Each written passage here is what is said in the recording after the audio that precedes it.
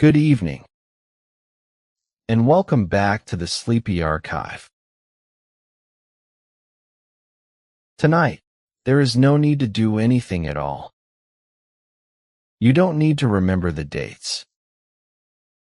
You don't need to follow every detail. This is history told slowly, the kind you're allowed to fall asleep to. So settle in. Let your shoulders sink into the bed. Let your breathing slow down. Tonight, we're traveling back to the very oldest stories, the ones the Greeks told each other long before anyone wrote them down. Stories of a sky married to the earth, of a king who feared his own children, of a quiet fire that never went out. You don't need to remember a single name. Just let the old stories drift past, one after another, the way they were always meant to be heard, slowly, by firelight, until you fall asleep. Whenever you're ready, close your eyes. Let's begin. Imagine, if you will, a time before there were names for anything at all. There was earth, and there was sky, and for a very long while, that was the whole of it. The old stories call the earth Gaia, and they speak of her as ancient in a way that makes the word feel almost too small for her. She was stone before there were hands to shape stone. She was soil before there was rain to soften it.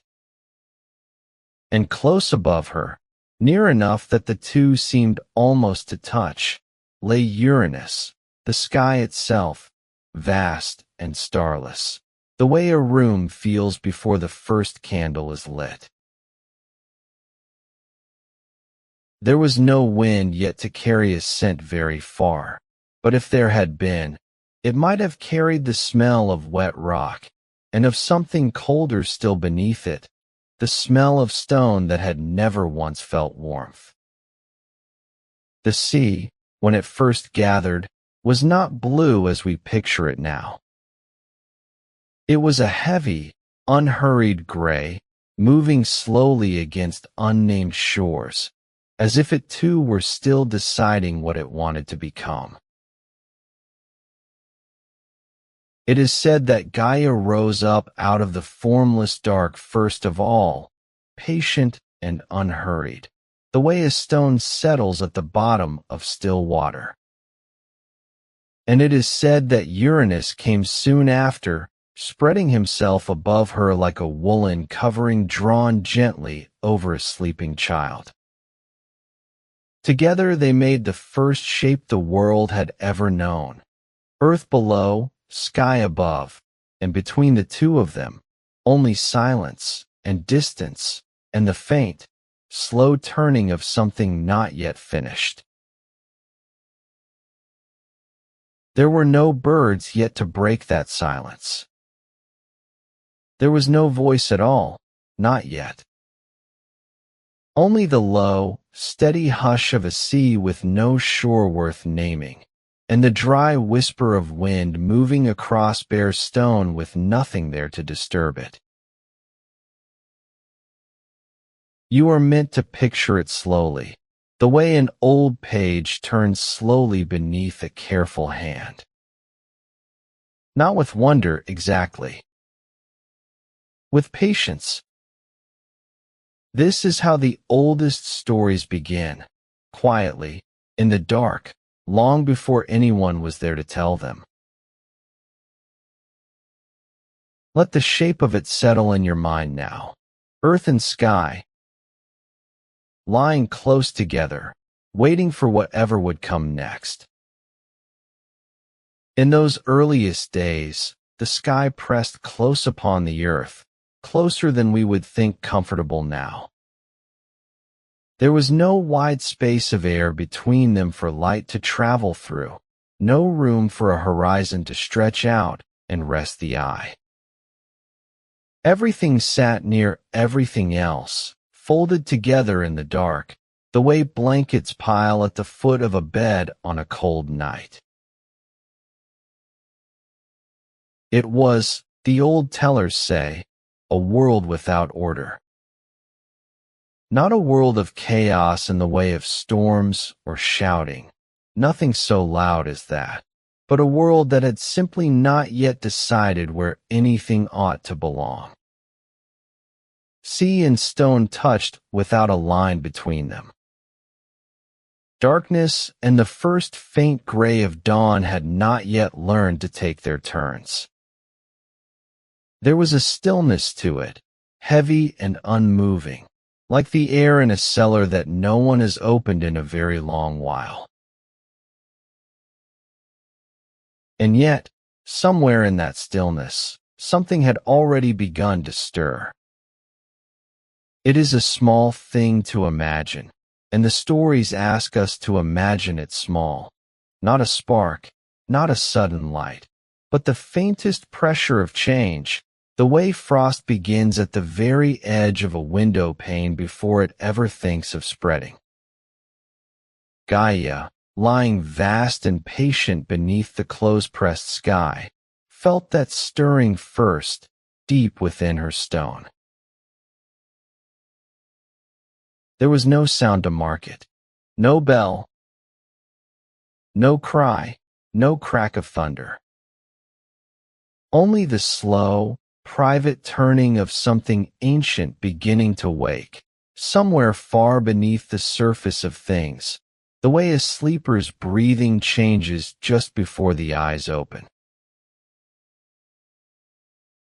Above, Uranus lay unmoving still, wide and dark and starless, holding his place the way the sky always has, patient in a way that has no need of patience because it has never known any other way to be.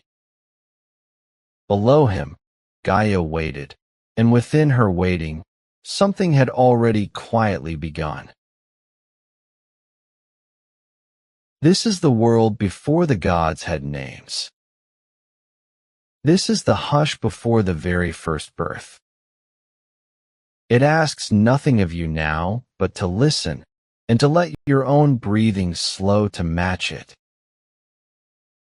From the union of earth and sky, in that slow and ancient way the old stories tell it, came children, 12 of them in the first great generation, the ones later called the Titans. They were not born as infants are born now, small and crying into the arms of a waiting mother. They came into being vast already, shaped on the same scale as the earth and sky that made them, huge and quiet as mountains settling into their first stillness. There is no need to hold all 12 names at once, not tonight. It is enough to know that among them were Cronus, youngest and most restless of the brothers, and Rhea, gentle and steady, who would one day become his wife. There was Oceanus, who became the great river said to circle the whole of the world. There was Hyperion, who carried something of early light within him.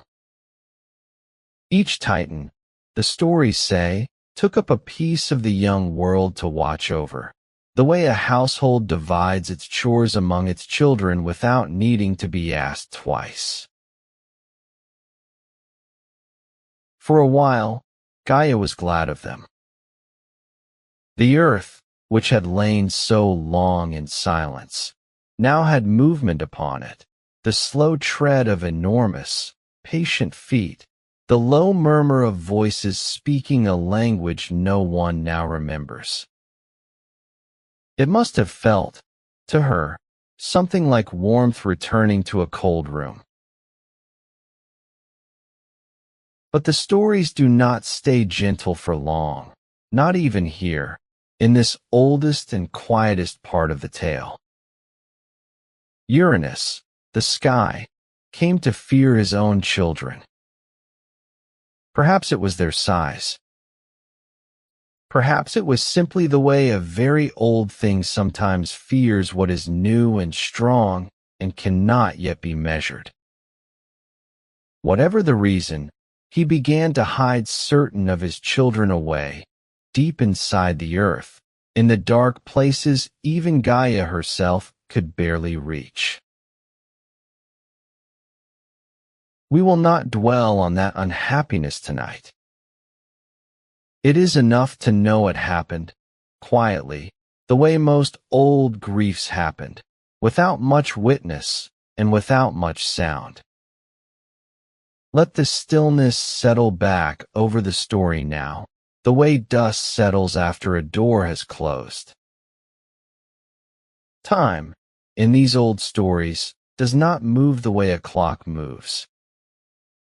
It moves the way weather moves, slow seasons folding into other slow seasons, until at last a great change is simply there, the way winter is simply there one morning without ever announcing when it arrived. And so, in time, it was Cronus who rose to become ruler of that first world, taking his father's place in the manner these old tales describe, and taking Rhea as his wife beside him. It should have been, perhaps, a settled thing. A new order, quieter than the last. But an old prophecy followed Cronus into his rule, the kind of quiet warning that follows certain rulers in every telling of every age. A warning that one of his own children would one day take his place, just as he had taken his father's. Fear, once it takes root in a ruler, does not stay small. And so it is said, and the old tellers say it plainly, without raising their voices, the way one reads a difficult passage from a very old book, that Cronus, fearing what his children might one day become, swallowed each of them whole as soon as they were born. We will leave it there for now, exactly as plainly as the old books leave it. There is no need to dwell on the sound of it, or the grief of it. The stories that have survived this long survived by being told gently, even when the events themselves were not gentle at all. Rhea, they say, bore this sorrow in silence, the way the earth bears a long winter, waiting without complaint for something to change. Around her, the world went on much as it always had, the sea moving slowly against its shores, the sky lying still and starless above, indifferent, as skies so often are, to the small griefs of those who live beneath them. Let your breathing settle again now, slow and even. The hardest part of this old story is already behind us. Somewhere far off, unseen, unheard, a single quiet exception to that sorrow was already being planned. When Rhea came to be with child once more, she resolved, quietly and without telling her husband, that this time would be different. There is something in the old telling of this moment that feels almost like the hush before a held breath. A mother making a plan in the dark, saying very little, moving very carefully. She went to Gaia, her own mother, the earth itself, and to Uranus, the sky, both of whom had their own old grief where Cronus was concerned, and together the three of them settled on a quiet plan. When the child was born, a son, whom she would name Zeus, Rhea did not bring him to Cronus at all. Instead, she wrapped a large stone in swaddling cloth, the way a mother wraps a sleeping infant, and gave that stone to her husband in the dark. Cronus, the stories say, swallowed the stone without a second look, believing it to be his newest son, and thought no more of it, the way a tired man finishes a task without examining it too closely. He did not know, not yet, what had truly happened in that quiet room. And the true child, the real Zeus, was carried away in secret, under cover of night, across sea and stone, to the island of Crete, where the story tells us he would be hidden and raised far from his father's reach. There is nothing dramatic to picture here, not yet. Only a mother's careful hands. Only a long, quiet journey by night, the sound of the sea somewhere below, the smell of salt and cold air, and a small, sleeping bundle held close against the chill. It is enough, for now, simply to know it happened this way, a stone in place of a child, and a real child carried safely away into the dark toward a hidden cave on a quiet island, where our story will follow him next. The boat that carried him is said to have crossed calm water beneath a sky full of slow, wheeling stars, Rio watching from the shore long after it had gone, listening to nothing but the soft, steady sound of oars dipping in and out of the sea. On the island of Crete, deep within the shadowed folds of a mountain, there was a cave, cool, dim, and smelling faintly of damp stone and wild thyme carried in on the wind. It was here that the infant Zeus was brought, wrapped close against the night air, to be raised in secret, far from anything his father might ever see or hear. A goat named Amalthea is said to have nursed him there in the dark, her milk warm and faintly sweet, the cave floor soft with old straw and moss beneath her hooves. Bees kept a hive nearby, and it is said their honey found its way, now and then, to the child's lips as well, slow and golden in the quiet. But an infant, even a hidden one, will cry, and Cronus, ruling far off, was said to listen always for the sound of a child not yet swallowed. And so, whenever the baby's voice rose too high, too clear, in the stillness of the cave, warriors gathered just outside the entrance and struck their spears against their shields, a great, ringing clatter of bronze on bronze, deliberate and loud, filling the mountain air until the small cry beneath it could not be heard at all. Night after night, this was the rhythm of that hidden place. The soft warmth of milk and moss within the cave. The bright clash of metal without. The scent of thyme drifting down from the hillside, mixing with wood smoke from some distant fire far below. The slow turn of stars overhead, indifferent and patient, watching over a secret the sky itself was keeping.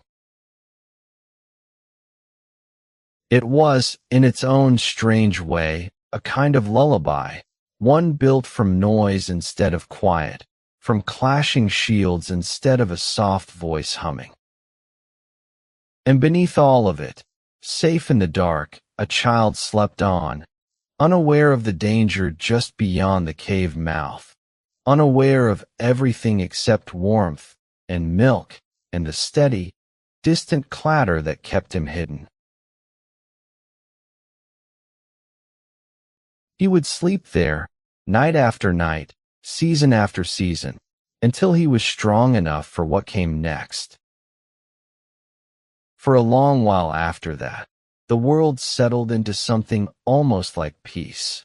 Cronus ruled on, unaware that his youngest son lived still, hidden away on his quiet island, growing slowly in the dark the way a seed grows unseen beneath the soil. The years passed the way years passed in that oldest age of the world, without much marking, one season folding softly into the next. The sea kept its old, unhurried rhythm against the shore. The sky, still close in memory if no longer in touch, watched over the earth much as it always had, distant and calm. Rhea carried her sorrow quietly, the way one learns to carry any old weight after enough seasons have passed over it, and Gaia, deep and patient as ever, waited beneath it all, feeling the slow turning of something not yet finished. There was no war yet. No great clashing of powers, no thunder rolling across a battlefield of gods. That would come later, in its own time, and tonight is not the night for it. For now, there was only this. A ruler on his throne who believed himself safe, a mother who knew otherwise, and a child growing, unseen, in a cave that smelled of goat's milk and wild thyme and old, cool stone. If you are still listening, you need not follow every thread of it. It is enough to know that something quiet was gathering, far off, the way weather gathers long before the first drop of rain ever falls. For now, the world simply continued, unhurried, the sea rolling, the stars turning, the long, slow peace of an age that did not yet know it was already ending. Let your own breathing settle into that same slow rhythm now. There is nothing more you need to hold on to tonight. Picture, before we move on, one last still image, a single quiet frame from that ancient world, the kind an old book might press between its pages to remember a night by. An island, dark against a darker sea. A mountain, its slopes silvered faintly by starlight. Somewhere within it, a cave, and within the cave, warmth and milk and the soft sound of even breathing. Outside, the shields have gone quiet at last, set down for the night, and only the wind moves now, drifting down from the hills, carrying the last faint trace of time and wood smoke out over the water. Above it all, the sky lies still, wide and starlit, holding its old secrets the way it always has, patient beyond counting. Below, the sea turns over slowly in the dark, asking nothing, offering nothing, simply moving as it has always moved. This is where we leave the world for now, sleeping, unfinished, waiting quietly for what comes next. There is no need to carry any of it forward with you. Let it rest here, on this island, in this cave, beneath this ancient sky, undisturbed, the way the oldest and gentlest stories are always meant to rest. And so we leave them to their night. But the night is long, and there is more of it to wander through. Let's drift a little further into Greek gods and myths explained from another corner of that world. No need to sit up. Just keep listening. On the island of Crete, In a cave hidden high on the slopes of Mount Ida, the infant Zeus had grown into a young god without his father ever knowing he lived. The cave smelled of wild thyme and goat's milk, of damp stone that never fully warmed even at midday. Nymphs had fed him honey brought down from the mountain, and a bronze shield had once been struck by young warriors outside the cave mouth, so that his father Cronus, listening for a baby's cry, would hear only clashing metal instead. That story, at least, is how the old tellings remember it. Now Zeus stood at the cave's entrance some mornings, looking out over the sea that separated Crete from the rest of the world, saying little, waiting for something he could not yet name. His hands were broad. His hair was dark and unbound, falling past his shoulders the way a young man's hair falls when no one has yet told him to be otherwise. He was not yet a king. He was simply a young god who had survived, which in that early world was itself a rare thing. Cronus, his father, had swallowed each of his children in turn, fearing a prophecy that one of them would overthrow him, and only Zeus, smuggled away at birth, had escaped that fate.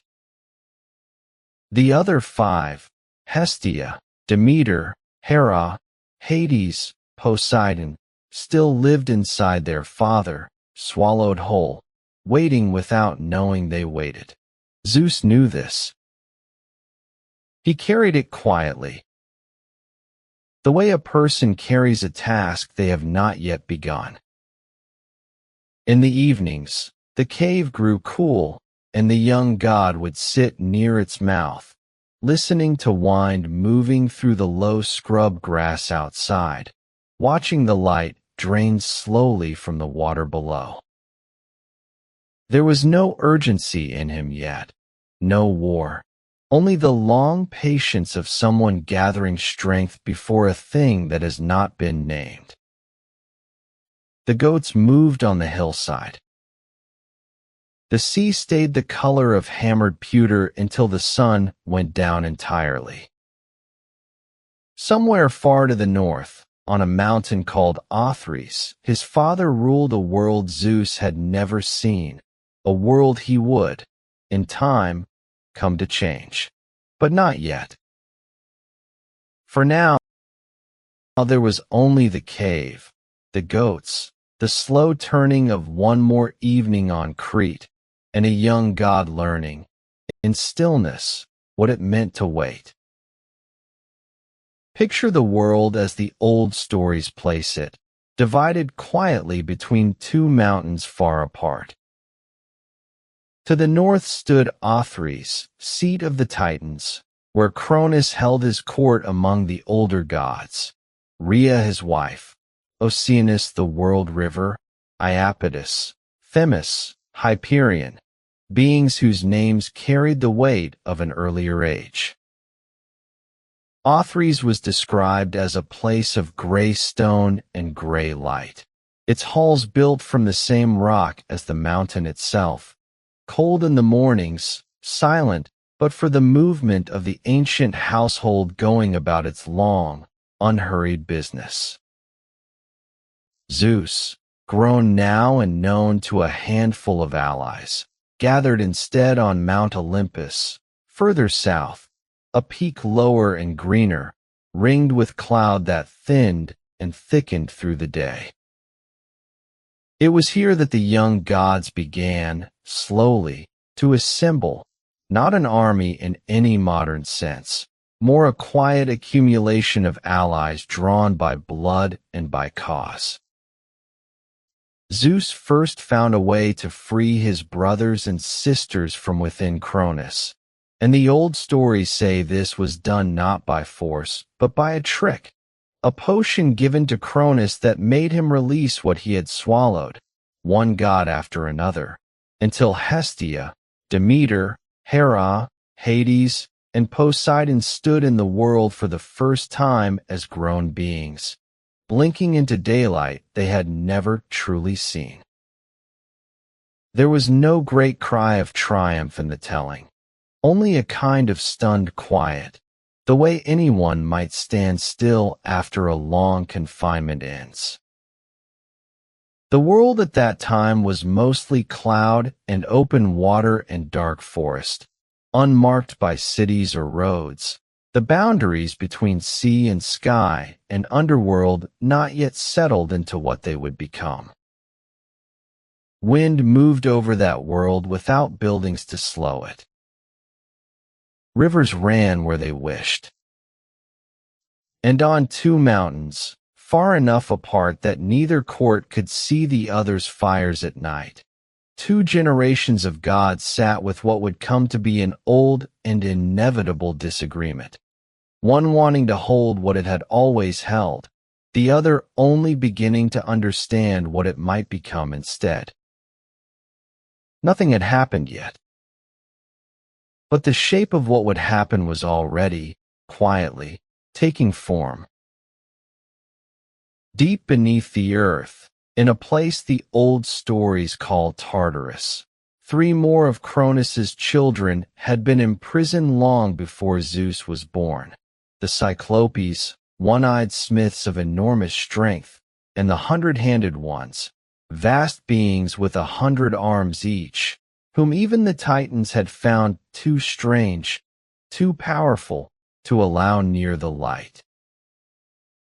Zeus, understanding that his young allies alone might not be enough, went down into that dark place to free them.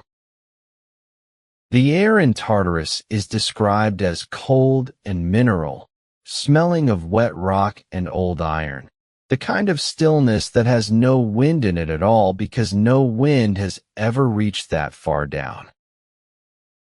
Zeus is said to have broken their bonds one by one, and the Cyclopes and the hundred-handed ones rose up into daylight for the first time in an age, blinking, silent, enormous against the ordinary hills.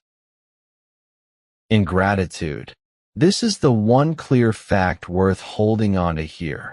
The Cyclopes forged for Zeus a weapon unlike any that had existed before, the thunderbolt, said to be shaped from lightning itself, cool to the touch until the moment it was needed. They gave Poseidon a trident said to move the sea with a single motion, and Hades a helm that could render its wearer unseen. These were not showy gifts in the telling, not described with spectacle, but handed over quietly, the way old craftsmen hand over tools they trust. After that, the mood on Olympus is remembered as steadier, not louder. There is a sense in the old accounts of preparation rather than excitement, of gods checking weapons the way a person checks a lock before a long night. The hundred-handed ones, called Cottus, Briareus, and Gyges, settled near the young god's side, their great forms said to make almost no sound at all as they moved, only a low displacement of air. Somewhere above, clouds drifted over Olympus without hurry.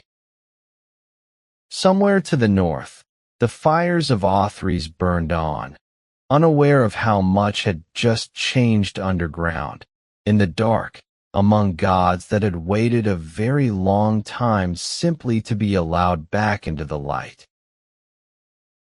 What followed is remembered as a war of 10 years, though the old tellings say very little about any single day of it, and it is worth resisting the urge to picture it too vividly. Think instead of the shape memory gives to old conflicts, not blow by blow, but as a long stretch of time recalled afterward in broad, worn phrases. The stories say the earth shook. They say the sea drew back from certain shores and did not return for a long while. They say that from Olympus one could sometimes hear, very faint and very far off, a sound like thunder that came from no storm, rolling down from the direction of Othrys and fading before it reached the lower slopes. That is close to all that survives in detail, an impression of distant sound, not a record of events. The smell that lingers in the old descriptions is of scorched stone, a mineral burning smell carried sometimes on the wind that came down from the northern mountain, faint enough that villages far below, if there had been villages yet, might have mistaken it for a forge somewhere over the hill. Neither side, the stories agree, could gain a clear advantage for years. The Titans were old and vast, and used to holding what they held. The young gods were fewer but carried new weapons and had allies from beneath the earth that no one else had thought to free. Rhea, mother to Zeus and grandmother to none of this yet being finished, is remembered as watching from a quiet distance, neither fully with her husband nor fully against him, the way a parent sometimes stands apart from a quarrel between a grown child and an old order. 10 years is a long time even for gods, the tellings suggest, and by its later years the war had become less a series of clashes and more a kind of long, low-weather system that simply sat over that part of the world.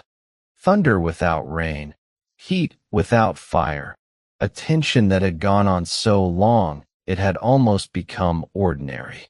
And still, night after night, the same two mountains stood facing each other across the distance, waiting for whatever would finally break the balance between them. By the war's 10th year, the old stories say, something had shifted enough to matter, though even here the telling stays measured rather than dramatic.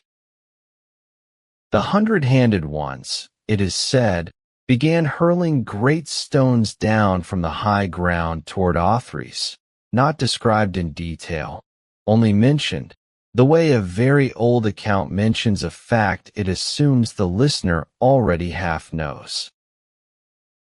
The sky over that part of the world is remembered as darkened for long stretches, not by cloud exactly, but by something the old poets simply called dust and smoke, drifting for days before settling. Zeus is said to have carried the thunderbolt now, and to have used it, though again the descriptions stay distant. Light seen far off, followed along while later by a low sound rolling across the hills, the way real thunder reaches a listener only after the lightning that made it. There is a texture to these old accounts worth noticing. They linger less on the fighting itself and more on its aftermath, on quiet. Streams that had run clear are remembered as running gray for a season.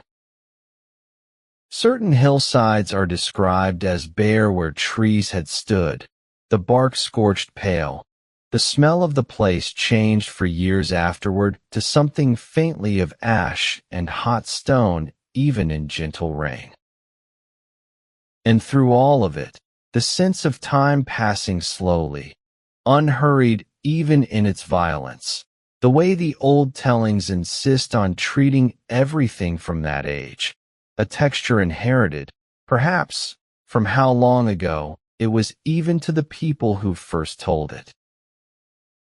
By now the Titans were said to be tiring, their old strength beginning to answer more slowly to each new demand made of it. The young gods, newer to the world, had not yet learned what it meant to grow tired the way the old ones had. Somewhere in that imbalance, the stories suggest, the outcome of the whole long conflict was already quietly deciding itself, long before anyone standing on either mountain could have named the moment it happened. The end of the war, in the old tellings, comes almost gently, not as a single crashing victory, but as a long night in which the balance that had held for 10 years finally, quietly, gave way. Zeus is remembered as raising the thunderbolt one final time, and this time the light did not simply flash and fade, but seemed to settle, low and steady, over the whole of Othries, the way a fog settles rather than the way a storm strikes. The Titans, one by one, are said to have stopped, not fled, not fallen in any violent sense the old poets cared to describe, but simply stopped, the way a long labor stops when it is finally, fully done. Cronus himself is remembered as standing very still at the end, an old god finally meeting the outcome he had spent so many years trying to prevent. What followed was not celebration.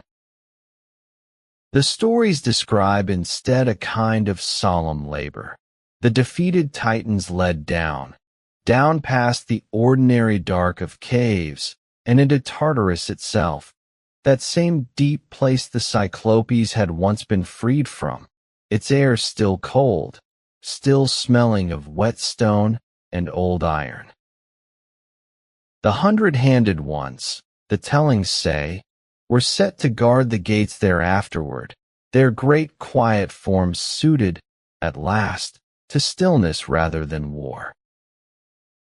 Above, on the hillsides, the smoke is remembered as thinning slowly over following days, the scorched smell fading a little more with each rain. No one is described as shouting in triumph. The old accounts linger instead on quiet things, a wind moving again freely over Othries now empty of its former court, the first full dark in 10 years to fall without that far-off rolling thunder, the strange new stillness of a sky that had, for so long, carried the weight of an unfinished argument. The war that had lasted a decade ended, the old stories say, not with a final blow remembered in detail, but with a long, settling silence, the sound of something enormous finally coming to rest. What came after is remembered mostly as division, not celebration. The young gods, brothers now standing where they had once been separated inside their father, deciding quietly among themselves how the world would be shared. The old stories say Zeus, Poseidon, and Hades drew lots, an ordinary and almost domestic gesture for gods who had just ended a 10-year war, the way 3 brothers might once have divided a modest inheritance rather than an entire cosmos. Zeus received the sky, wide and pale above the resettling world. Poseidon received the sea, said to have calmed within days of receiving it, its earlier restlessness during the war years finally easing into something closer to its familiar rhythm.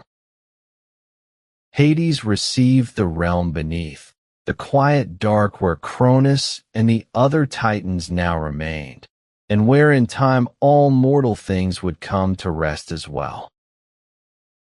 The earth itself, the old tellings note, belonged to none of them alone, held instead in common, open to all. Olympus, that lower, greener mountain where the young gods had first gathered, became something steadier now, no longer a gathering point for a coming war, but simply a home. The clouds that had once thinned and thickened with tension are remembered as settling into an easier pattern, drifting without urgency across a peak finally at peace. Down in the wider world, whatever early creatures and quiet places existed there are described as noticing, if only in the smallest ways, that the long low thunder was gone, that the air no longer carried that faint scorched note it had carried for 10 years. Rivers ran clear again in the old accounts, unhurried, the way rivers run when nothing above them is straining anymore.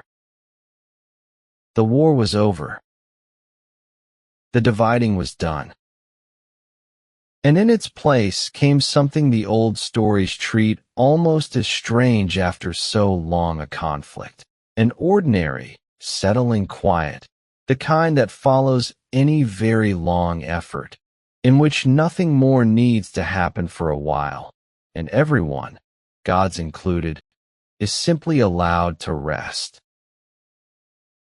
Picture, then, only this: Olympus at night, some while after the war has ended, its halls lit by nothing more than starlight and the low glow of a hearth that no longer needs tending against any threat.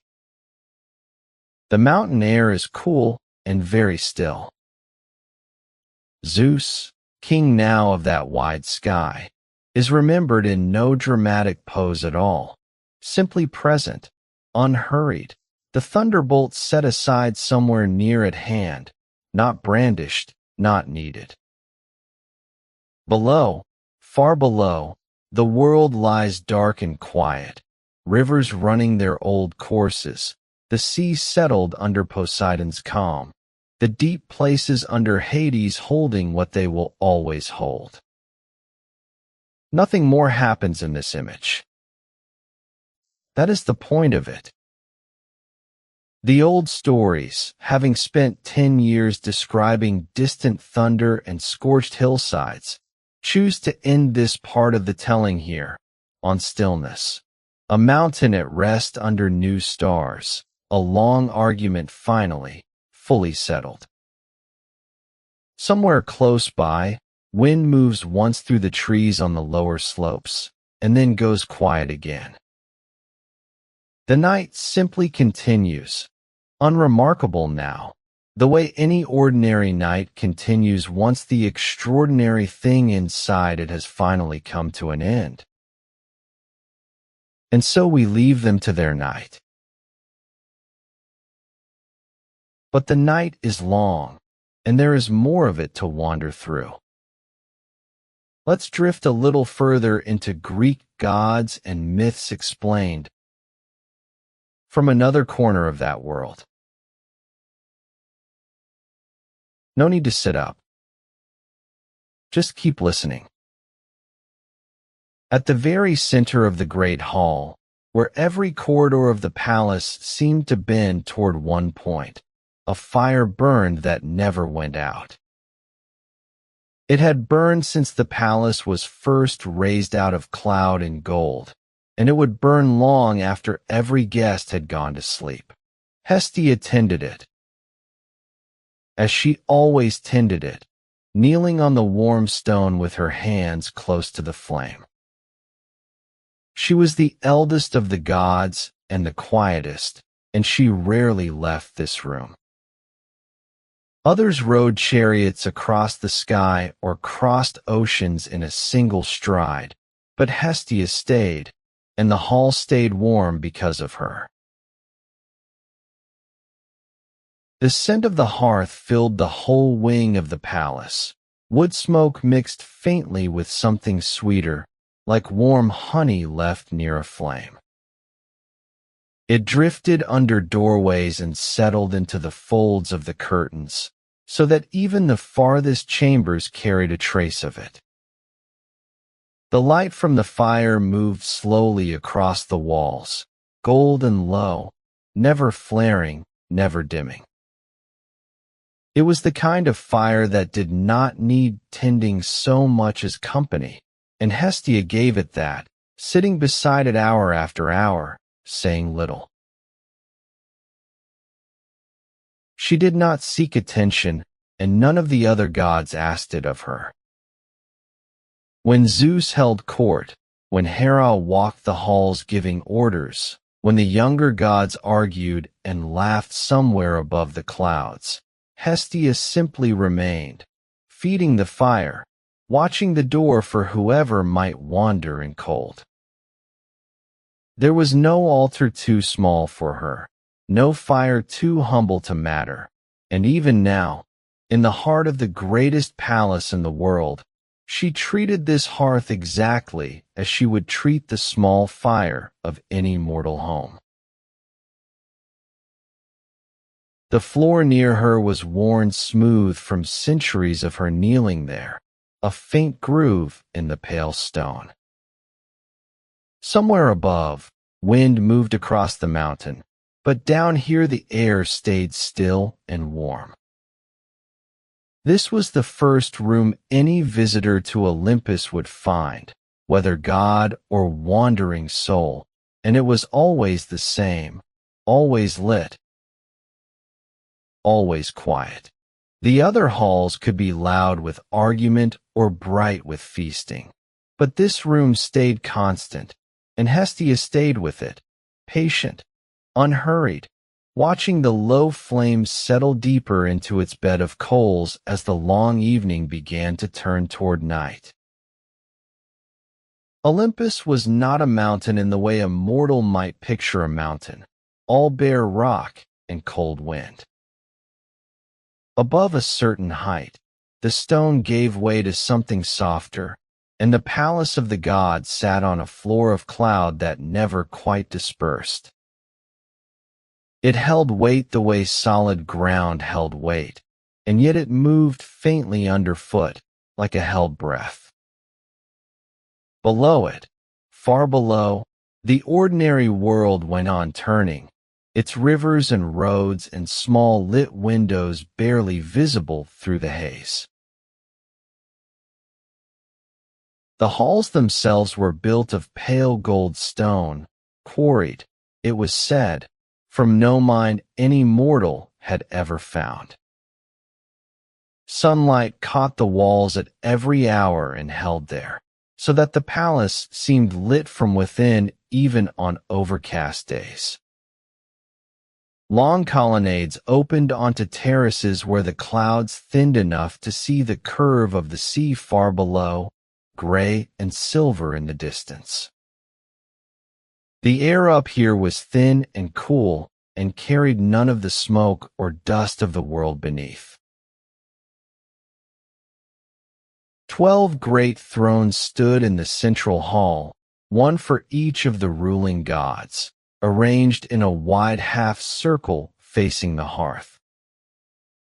Between them ran passageways to smaller wings, each one belonging to a different god, each shaped to its owner's nature. Some were sea-cool and shadowed, some bright and orderly, some cluttered with half-finished work. Servants moved quietly along these corridors, tending lamps that needed no oil, refilling cups that never entirely emptied. At night, the whole mountain seemed to soften further, the gold cooling to amber, the clouds thickening at the edges of the terraces like a wall drawn up for privacy. Somewhere a fountain kept running, its sound low and constant, a kind of breathing for the palace itself. Wind moved along the outer galleries, but never reached the inner rooms, where the air stayed warm and still. This was the world above the world, quiet at its center, vast at its edges, and it had stood the same way for longer than any story could properly account for. Hera kept the household the way a queen keeps a household anywhere, with a quiet, exacting attention that touched every room without seeming to. She rose early, before most of the other gods stirred, and walked the long galleries checking that the lamps had been trimmed and the linens changed and the peacocks fed in the garden below the east terrace. It was said among the servants that nothing in the palace happened without Hera noticing, though she rarely raised her voice about it. Her own hall was the most ordered place in all of Olympus. Every cushion set at the same angle, every golden vessel polished until it held the light without glare. She valued order the way some gods valued glory, as something worth defending. Marriage and household, oath and hospitality, all of it fell under her particular care, and she carried that duty the way a woman might carry a very old, very heavy key, never quite setting it down. In the late morning, she often sat near a wide window that looked out over the clouds, working slowly at a piece of weaving that never seemed to grow shorter or longer, just steadily present in her hands. The thread caught the light in pale gold and deep red, and the sound of it moving through her fingers was the only sound in that part of the palace. Servants passed without speaking, and she rarely looked up, though she always seemed to know who had come and gone. By afternoon, she would have crossed nearly every hall in the palace at least once, correcting a crooked drape here, approving a new arrangement of fruit and bread there, pausing sometimes at Hestia's hearth to warm her hands before moving on. There was nothing dramatic in any of it, no announcement, no ceremony.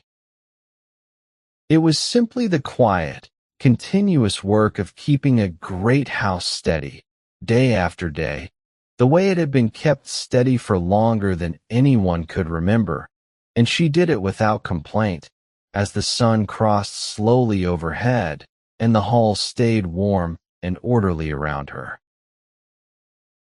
Far beneath the surface of the sea, where the light of the sun thinned to a pale green glow, Poseidon kept a palace of his own.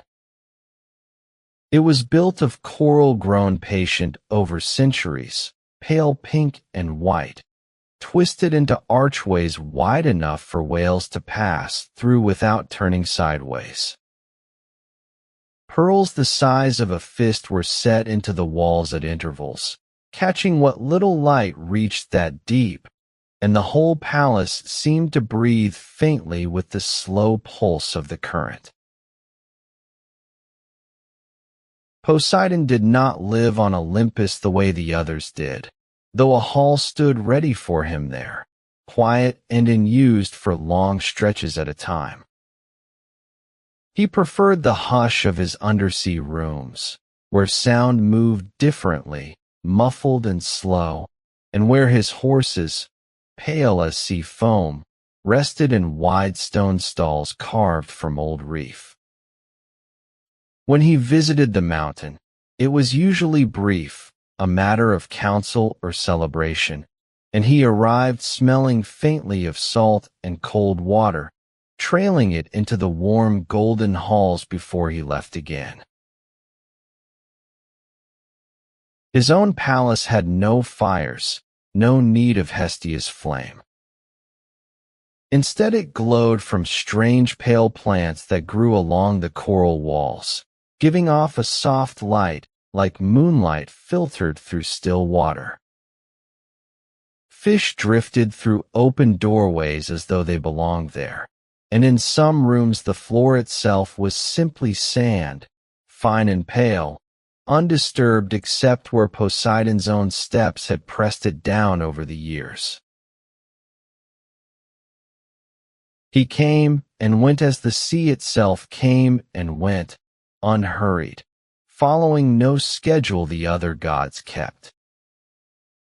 Sometimes weeks passed with no sign of him at all, and the other gods simply understood he was below, resting in that quiet green light among his horses and his coral halls, patient in his own particular way, the sound of distant currents the only voice keeping him company in the deep. Demeter spent little of her time inside the palace at all. She preferred the open terraces and, more often, the world below, walking slowly through fields that changed beneath her passing. Wherever she went barefoot, the wheat seemed to lean toward her, and the orchards grew heavier with fruit for a season, before the year turned again and she let the ground rest. It was her hand that moved the seasons, unhurried, one following another the way breath follows breath, warmth into warmth again. When she did return to Olympus, she brought the smell of turned soil and ripe grain with her, and baskets of the first harvest were always set near her seat in the great hall, offered rather than asked for. She ate little, spoke softly, and often sat near a window watching the clouds below shift over the fields she had just left, as though she could still feel the season changing beneath her. Across the palace, in a wing built low and set apart from the others, Hephaestus worked at his forge, the only sound in that hall the steady ring of hammer against gold. He shaped thrones with legs that could walk on their own if called to, and serving maids of gleaming metal who moved through his workshop pouring wine and tending the fire without needing rest. Sparks rose and drifted like slow fireflies before fading against the dark stone ceiling, and the heat of his forge kept that whole wing warm even on the coldest mountain nights. He rarely joined the councils in the main hall, content instead among his tools, turning some new golden thing over in his hands, listening to it, adjusting it, setting it gently aside to cool. Between Demeter's quiet fields and Hephaestus's quiet forge, the palace held two very different kinds of patience, one that grew things slowly under open sky, and one that shaped them slowly under low firelight. By evening, the great hall filled slowly, gods arriving without ceremony, settling onto couches arranged in a loose circle around Hestia's hearth. Golden cups were carried in by Hephaestus's quiet attendants, filled with nectar that caught the firelight in deep amber, and plates of ambrosia were set within easy reach, pale and fragrant, tasting faintly of honey and something no mortal food ever quite managed. The air carried wood smoke, warm bread, and the sweetness of crushed fruit, all of it settling low over the room like a second kind of light. Somewhere near the far wall, a quiet music began. A lyre played without hurry, notes spaced far enough apart that the silence between them felt like part of the song. Hera reclined near her usual place, watching the room with the same steady attention she gave the linens and the lamps. Poseidon had come up from the sea for the evening, still faintly damp, his laughter low and rare. Demeter sat with a sheaf of wheat resting across her lap, turning it slowly in her fingers as she listened. No one hurried through the hours. Cups were refilled without being asked, and conversation drifted from one small subject to another, unhurried, comfortable, the kind of talk that needs no ending. The hearth fire never wavered, casting its steady gold across every face in the room, and beyond the open terrace the sky outside deepened from violet to a deep, star-scattered black. Now and then someone rose to walk the colonnade and returned again, and the music kept its same slow pace beneath it all. As the night wore on, voices grew quieter of their own accord, not from any signal, simply the natural settling of a room full of old, familiar company. The nectar cups were set down more often than lifted. Even the lyre's notes stretched further apart, until the pauses between them were nearly as long as the notes themselves. And still the fire at the center of it all burned on, low and golden, exactly as it always had. One by one, the gods began to leave the great hall, unhurried, as though the evening simply ran out of reasons to continue. Poseidon rose first, gathering the last of his cup before slipping quietly toward the terrace and the long fall back to the sea, leaving a faint trace of salt in the warm air behind him. Demeter followed not long after, the sheaf of wheat still resting in the crook of her arm, moving toward her own quiet wing without a word to disturb the room.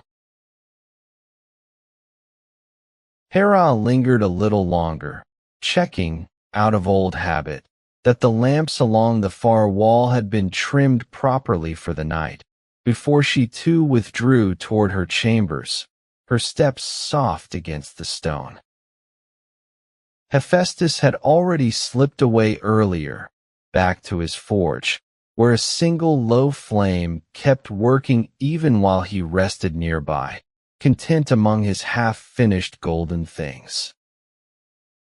The music from the lyre thinned to almost nothing, a few last notes offered to an emptying room. The servants moved through afterward, clearing cups, folding cushions, dimming the lamps that lined the long colonnade until only the faintest glow remained along the walls. Their footsteps were the last sound of any real activity, soft against the stone floor, fading toward the outer halls until even those grew still. The clouds outside thickened further at the edges of the terraces, sealing the palace off from the night wind the way they always did after a long evening.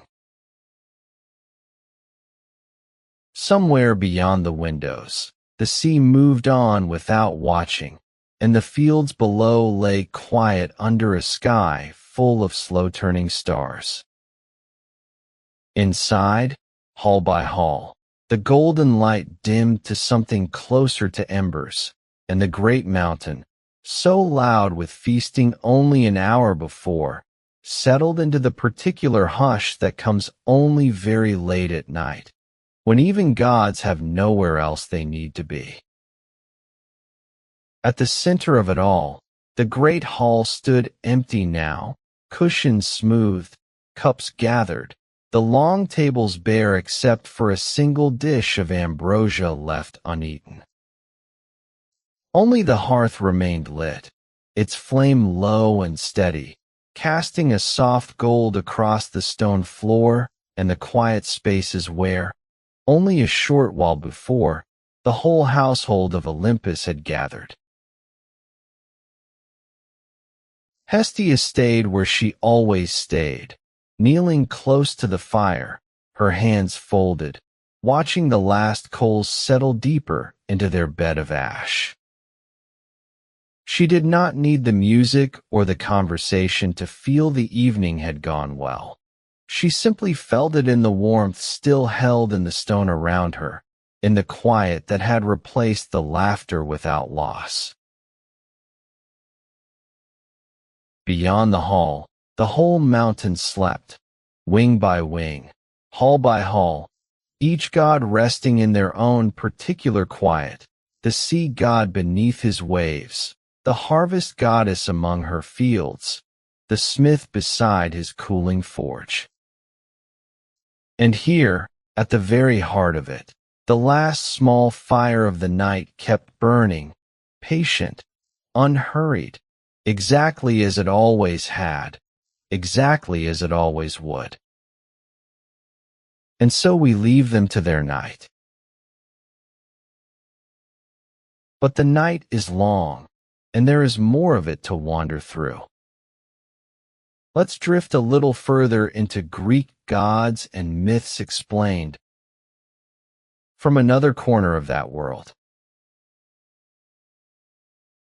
No need to sit up. Just keep listening. The old stories say that Athena was never a child. She did not cry. She did not crawl. She did not learn to walk the way the rest of us do. She arrived already grown, already armored, stepping fully formed from a single moment inside her father's mind. Zeus, the king of the gods, had carried a terrible headache for many days, they say, a pain that would not leave him. And when it finally broke, it broke open, and Athena stepped out into the light, dressed in bronze, spear in hand, calm as still water. The other gods did not scream or scatter. They simply watched, the way you might watch a gray heron rise from a lake at dawn, unhurried, already knowing its place in the world. There was no infancy to speak of, no lullabies, no small stumbling steps across a nursery floor. There was only this, a goddess of wisdom arriving as wisdom itself arrives, quietly and all at once, and already certain of what it knows. Her eyes, the old tellers said, were the gray of an olive leaf turned in the wind, neither warm nor cold, simply clear. She lowered her spear. She looked out at the world she had just entered, at the hills and the sea beyond them, and she did not seem surprised by any of it. That, more than anything, was said to be her nature, to greet even the strangest beginnings without alarm, to meet the improbable with a level gaze and a steady hand. The other gods returned to their business soon enough, as gods do, but the story of that birth stayed close to Athena for as long as her name was spoken. Not a spectacle, really, when you set it beside the noise of other tales. Just a quiet, strange fact, told the way you might tell of frost appearing overnight on a window pane, there one morning, fully formed, asking no one's permission. Before it had any name at all, there was simply a hill above a bay, pale rock rising out of dry Mediterranean scrubland. The light there was different from the low gray light of a northern winter, sharper, whiter, the kind of light that made shadows fall in hard, clean lines across the stone. Wild thyme grew low between the rocks, and when the wind moved through it, it carried a faint bitter sweetness that mixed with the salt smell drifting up from the sea. Below the hill, a scatter of small stone houses sat close together, their roofs pale with dust, their walls warm to the touch by midday. Somewhere further off, olive trees stood in loose, silvery rows, their leaves turning pale and dark, each time a breath of wind passed over them. This was a young settlement, still unnamed, still uncertain of what it would become, and the people who lived there rose early to beat the heat, moving through their mornings while the light was still soft and gold rather than white and fierce. Goats picked their way along paths worn smooth by years of hooves. A well at the center of the town gave up cool water that tasted faintly of stone. There was a modesty to this place, a smallness, nothing yet to suggest it would one day carry the name of a goddess, or that its name would be spoken by people who had never seen its hills or smelled its thyme. It was simply a hill, and a harbor, and a people going about their days beneath a sky the color of pale glass, waiting, without knowing it, for something to happen that would decide what they would be called forever after. The people of that unnamed hill wanted a patron, a god who would watch over them and give the settlement its name, and so two gods came forward to offer gifts, each hoping to be chosen. Athena's gift, the old story goes, was a tree, a single olive tree, planted into the dry rock with barely a gesture, its silvery leaves unfurling almost at once in the harsh light. It was not a grand gift, not thunder or gold, but the people understood its worth immediately. An olive tree meant oil for lamps and for cooking, wood that would not easily rot, fruit that could be pressed and stored and traded for years to come. It meant patience rewarded, a slow and steady kind of wealth rather than a sudden one. The people chose Athena, and the hill took her name, and from that single tree, the stories say, entire groves eventually spread across the surrounding slopes, gnarled and silver-leafed, casting thin shade over the dry earth. Even now, when you picture an olive branch bending slightly in a warm wind, you are picturing something that traces itself back to that first quiet gift on a nameless hill. There was no contest of strength involved, no battle, only a tree offered and a tree accepted.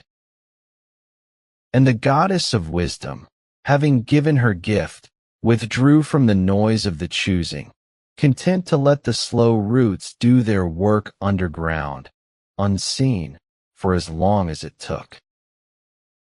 The groves would outlive the people who first tasted their oil, outlive the houses built from the timber nearby, and carry her name quietly forward through centuries of ordinary mornings. Far from that dry hill, on a small floating island called Delos, another birth was taking place, calmer in its telling, but no less strange. Apollo was born there beneath a lone palm tree, beside the pale stones and the sound of the sea turning gently against the shore. Where Athena arrived armored and certain, Apollo arrived carrying something quieter, light, and music, and the far-off gift of foresight.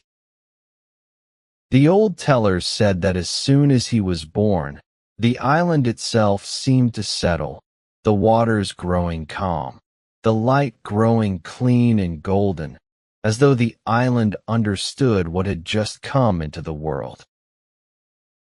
His gift to those who would follow him was music, carried on a simple stringed instrument, a lyre, its notes rising thin and clear over still water. Wherever Apollo's music was played, the stories say, an ordinary evening would feel a little more spacious, a little more unhurried, as though time itself had slowed its pace to listen.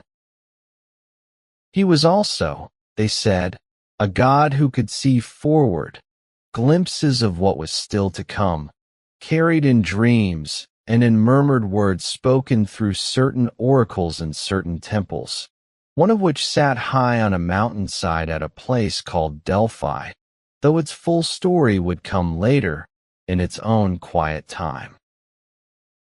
For now, on that small pale island, there was only a newborn god, a lyre laid gently in the sand beside him, and the sound of waves moving in and out against the shore, steady as breathing, indifferent to the centuries that would follow. Just before Apollo drew his first breath on that island, his twin sister Artemis had already arrived, born a little earlier, in the same quiet hour, beneath the same pale sky. Where her brother's gift was light and sound, hers was shadow and silence, the moonlit forest, the hunt, the long solitary walk beneath old trees where no torch or lamp was needed. From her earliest moment, the old stories say, Artemis turned her face away from crowded halls and firelit rooms, drawn instead toward the cool hush of woodland at dusk.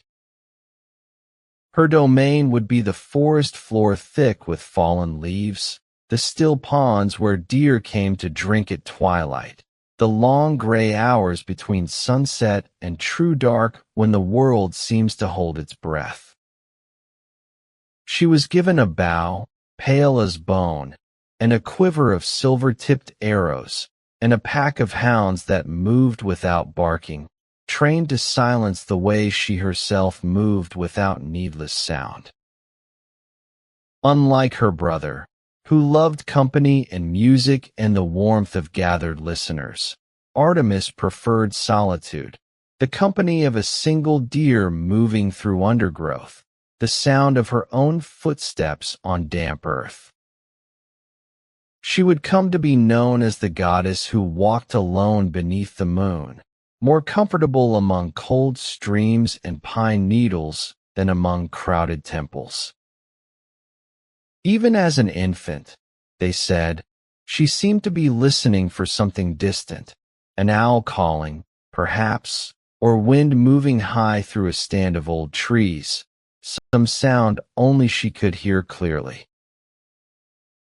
Picture Artemis moving through a forest long after the last farmhouse light has gone dark, the moon high and half hidden behind slow drifting cloud.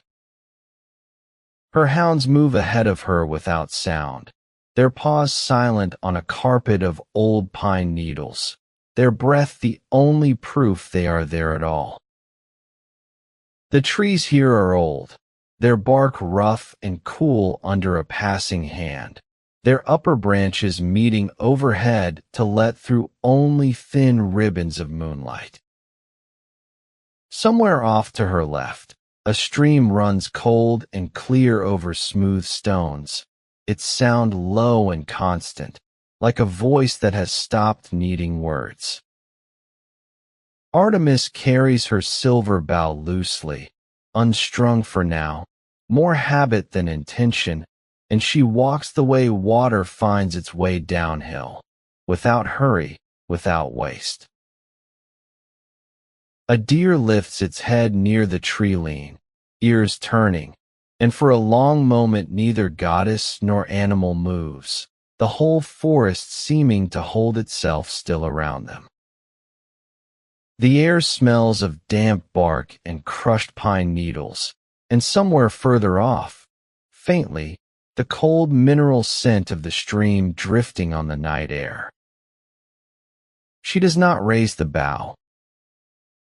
Tonight is not for the hunt, only for walking, only for being present in a forest that asks nothing of her and offers nothing but its own quiet company. The moon slides fully clear of the cloud for a moment, silvering the deer's back, silvering the stream, silvering the moss along the fallen log where Artemis finally pauses to rest. The forest holds its breath around her, patient, unhurried, the way it has held its breath every night for longer than anyone alive can remember. Far to the east, over the pale hill of the olive groves, the last notes of Apollo's lyre are fading into the dark, thin and clear before dissolving entirely into the wider quiet of the night. The strings have gone still now, the music settling into memory the way heat settles out of stone after the sun has gone. Moonlight lies over the olive groves in long silver bands, catching each narrow leaf and letting it go again as the branches sway, slow and unhurried, in a breeze too faint to name. Somewhere below the hill, a shutter creaks once and falls silent, a lamp gutters low in a window, and the small stone houses settle deeper into their own shadows. The scent of dry thyme has cooled with the evening air, soft now rather than sharp, mixing faintly with wood smoke drifting up from a banked hearth fire somewhere close by. Artemis's forest, far off in the hills, has gone almost entirely silent too, the stream's sound thinning to a murmur, the hounds curled now at rest beneath the old trees. Even Athena's gray eyes, the stories say, grow softer by night, watching over her chosen hill the way a lamp watches over a sleeping room, present, steady, asking nothing. The whole night seems to lean gently downward now, toward stillness, toward rest, the way a held breath finally lets itself go. Nothing more needs to happen. The gods who spoke of light and music and the hunt have each, in their own way, gone quiet, and the moonlit groves below them settle into a hush that asks for nothing more than to be left alone until morning. Somewhere in the stillness between the olive hill and the deep forest, there is a pool of still water, moonlight resting flat and unbroken on its surface. Nothing moves there now. No wind stirs the water, no deer comes to drink, no bird calls from the reeds along its edge. A single olive branch lies fallen nearby, silver-leafed, quiet, its work for the season already finished. The moon holds its place in the still water, patient, unhurried, the way it has held its place on countless nights before this one, and will again on countless nights to come. There is nothing left to explain, nothing left to gather or gift or pursue. Only the pale light, and the fallen branch, and the water lying calm beneath a sky slowly turning from silver toward the deeper dark before dawn. Let your own thoughts settle now the same way, quiet, unhurried, resting on nothing in particular. And so we leave them to their night. But the night is long, and there is more of it to wander through.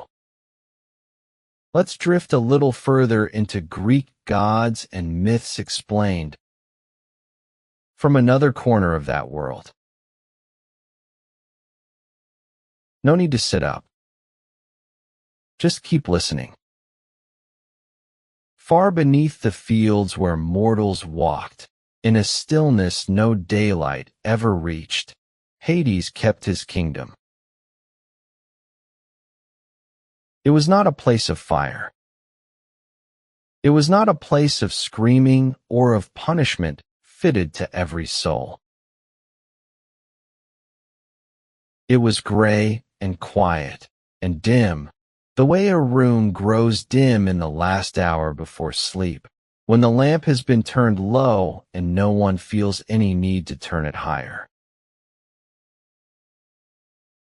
Hades sat there, patient, unhurried, a king who ruled not by cruelty, but by a kind of vast and settled calm. His crown did not glitter. His hall did not echo. The air was cool and still, faintly touched with the mineral smell of old stone and deep water. Torches burned along the walls, but their light was pale, more silver than orange, casting long soft shadows that never quite moved. Somewhere far off, water dripped from a ceiling of rock, slow and even, marking time the way a heartbeat marks it. Hades listened to it sometimes, the way another man might listen to rain. He was not lonely, though he was alone. He had ruled this quiet kingdom since the world was young, since he and his brothers had drawn lots for sky and sea, and the world below, and the world below had fallen to him. Zeus took the bright heavens. Poseidon took the restless sea. Hades took the dark and found, in time, that he did not mind it. Here there was no war, no jealousy, no endless noise of Olympus. Here the dead came at last to rest, and rest was all this kingdom asked of them. Think of it less as a place of fire than as an old library at midnight, its halls long and gray, its silence complete, its keeper moving quietly among the shelves. That was Hades's world. That was the hush he ruled. And it was into this hush, in time, that a bright and living girl would come, though not yet, not on this quiet evening. For now, picture only the king in his dim hall, unhurried, patient, listening to the slow drip of water in the dark. The underworld was not one single room, but a whole gray country, folded beneath the earth like a second, dimmer world. To reach it, the dead crossed a river called the Styx, its water black and slow, moving without current, without sound. An old ferryman named Charon carried them across in a narrow boat, asking for nothing more than a small coin, placed long ago upon the tongue of the dead by loving hands above. Beyond the river lay the asphodel meadows, wide fields of pale gray flowers stretching farther than the eye could follow. The asphodel had no bright color. It was the flower of quiet remembering, the flower of a life gently finished. The souls who walked there did not weep and did not laugh. They simply walked, unhurried, the way you might walk through a familiar garden at dusk, content to be nowhere else. The light in this country came from nowhere in particular, a soft gray glow that never brightened and never quite faded, like the hour just before dawn stretched out forever. There was no wind here, and so nothing rustled, nothing stirred, and the silence had a weight to it, heavy and comforting, like a blanket pulled close on a cold night. Farther in stood Hades's hall itself, built of dark stone, its ceilings high and shadowed, its floors worn smooth by centuries of quiet footsteps. Cerberus, the great three-headed hound, lay across its threshold, watchful but calm, the guardian of a kingdom that needed little guarding, since so few among the living ever wished to enter, and so few among the dead ever wished to leave. Somewhere within those walls, Hades kept his throne, plain and dark, facing a hearth that burned low and steady, never rising, never dying. It was a kingdom built for rest, vast as a cathedral and quiet as a closed book, and it waited now, as it always waited, for whatever the world above might send it next. Above, in the green and golden world, there lived a girl named Persephone, daughter of Demeter, goddess of the harvest and the ripening grain. Persephone loved meadows more than palaces, and on the morning this story turns toward, she was gathering flowers in a wide sunlit field with a group of companions, her basket already half full. There were violets there, and crocuses, and tall white lilies nodding in the warm air, their petals soft against her fingers as she gathered them one by one. The old stories say that among the ordinary blooms grew one flower stranger than the rest, a narcissus of 100 blossoms, its scent so sweet it reached even the gray halls beneath the earth. Persephone, curious as any young woman drawn to something lovely and new, reached for it, leaning down through the tall grass to pull it free from the warm soil. The sun was high. The grass was dry and fragrant beneath her.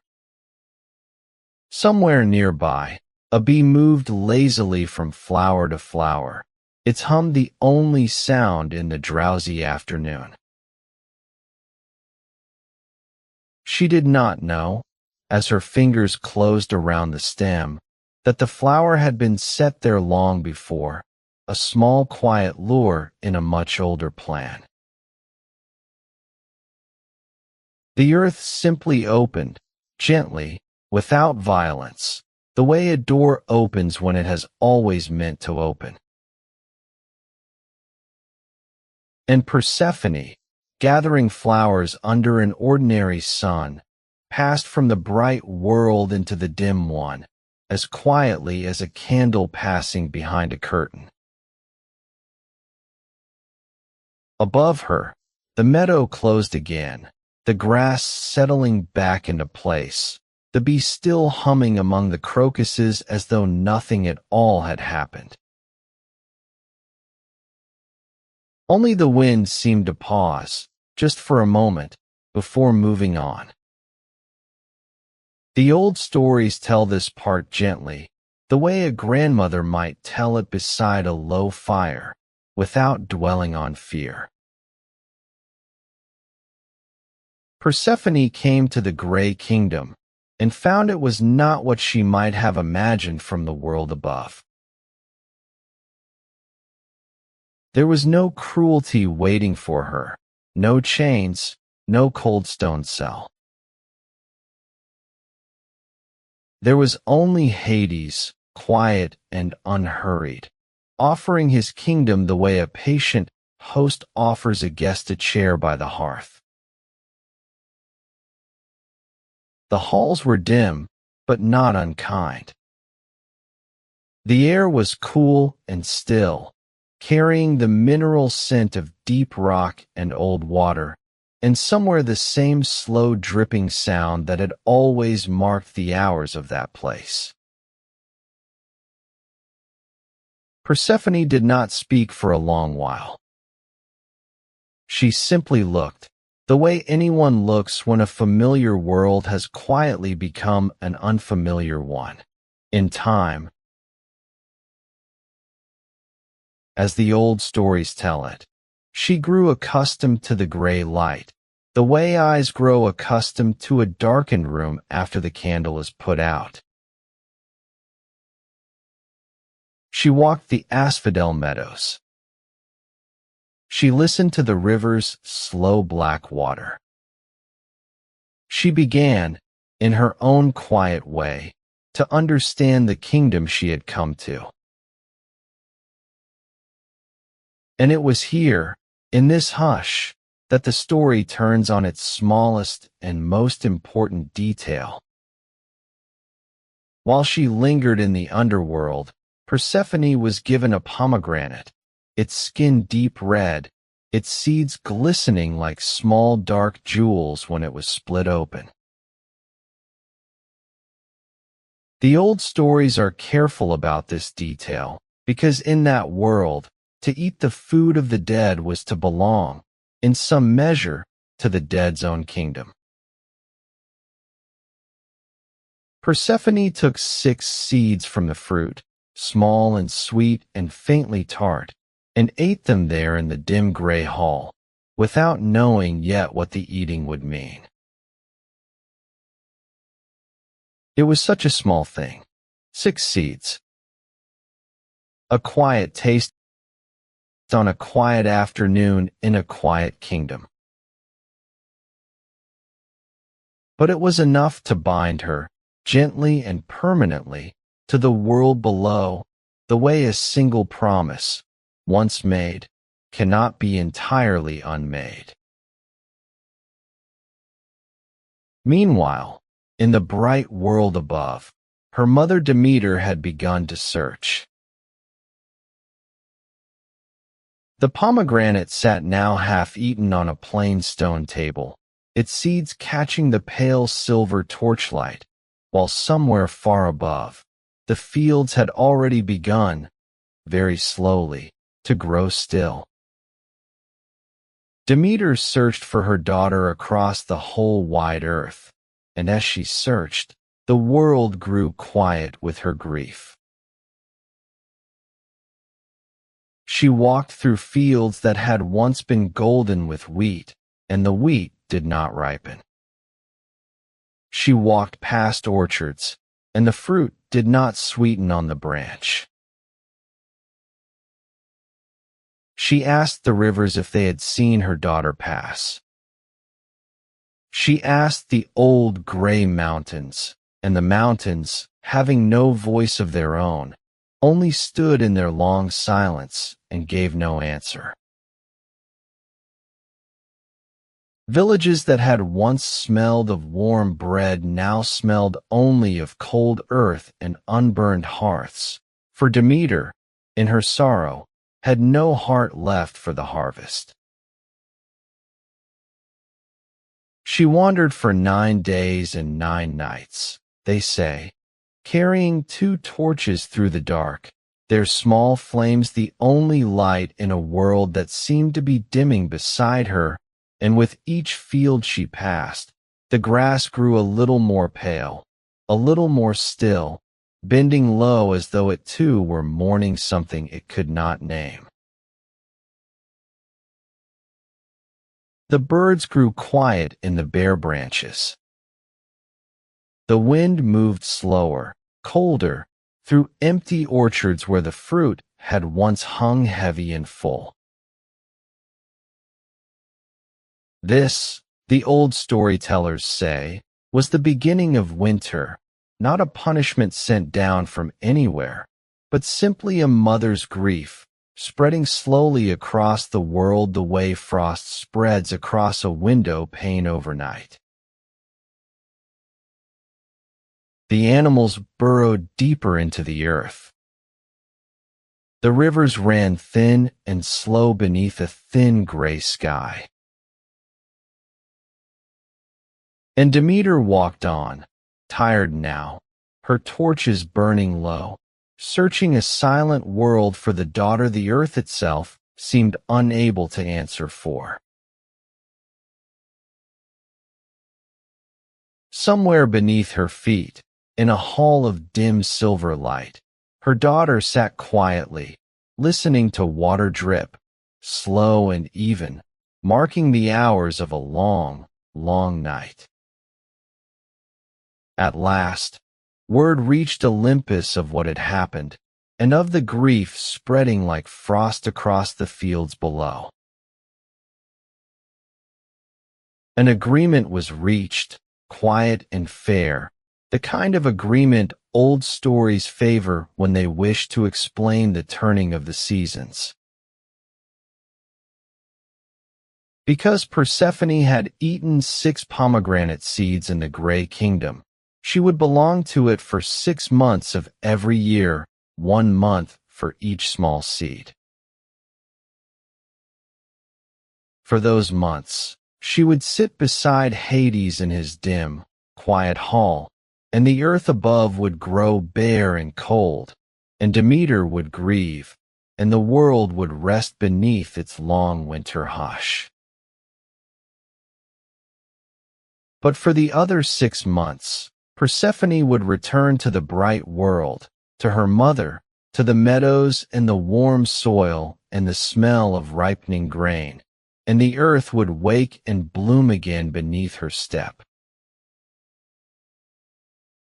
This was not spoken of as a tragedy in the old tellings, but as a kind of balance, the world breathing in and breathing out, season after season, the way a sleeper's chest rises and falls through a long, calm night. Demeter set down her torches at last. The fields, hearing of the agreement, seemed to settle too, the wind growing softer, the frost drawing back its edges just slightly, patient now, willing to wait its turn.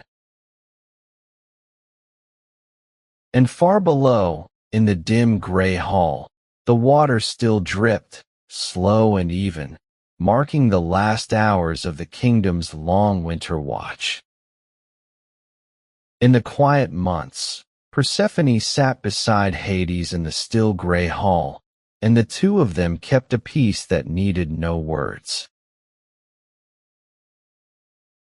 The torches burned low and silver along the walls.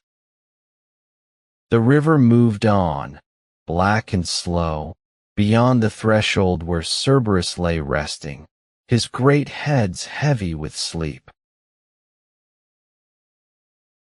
Persephone had come to know this kingdom the way one comes to know a familiar room in the dark, by touch, by memory, by the small comforting sounds it made. She was, by now, no longer only a girl of the meadows.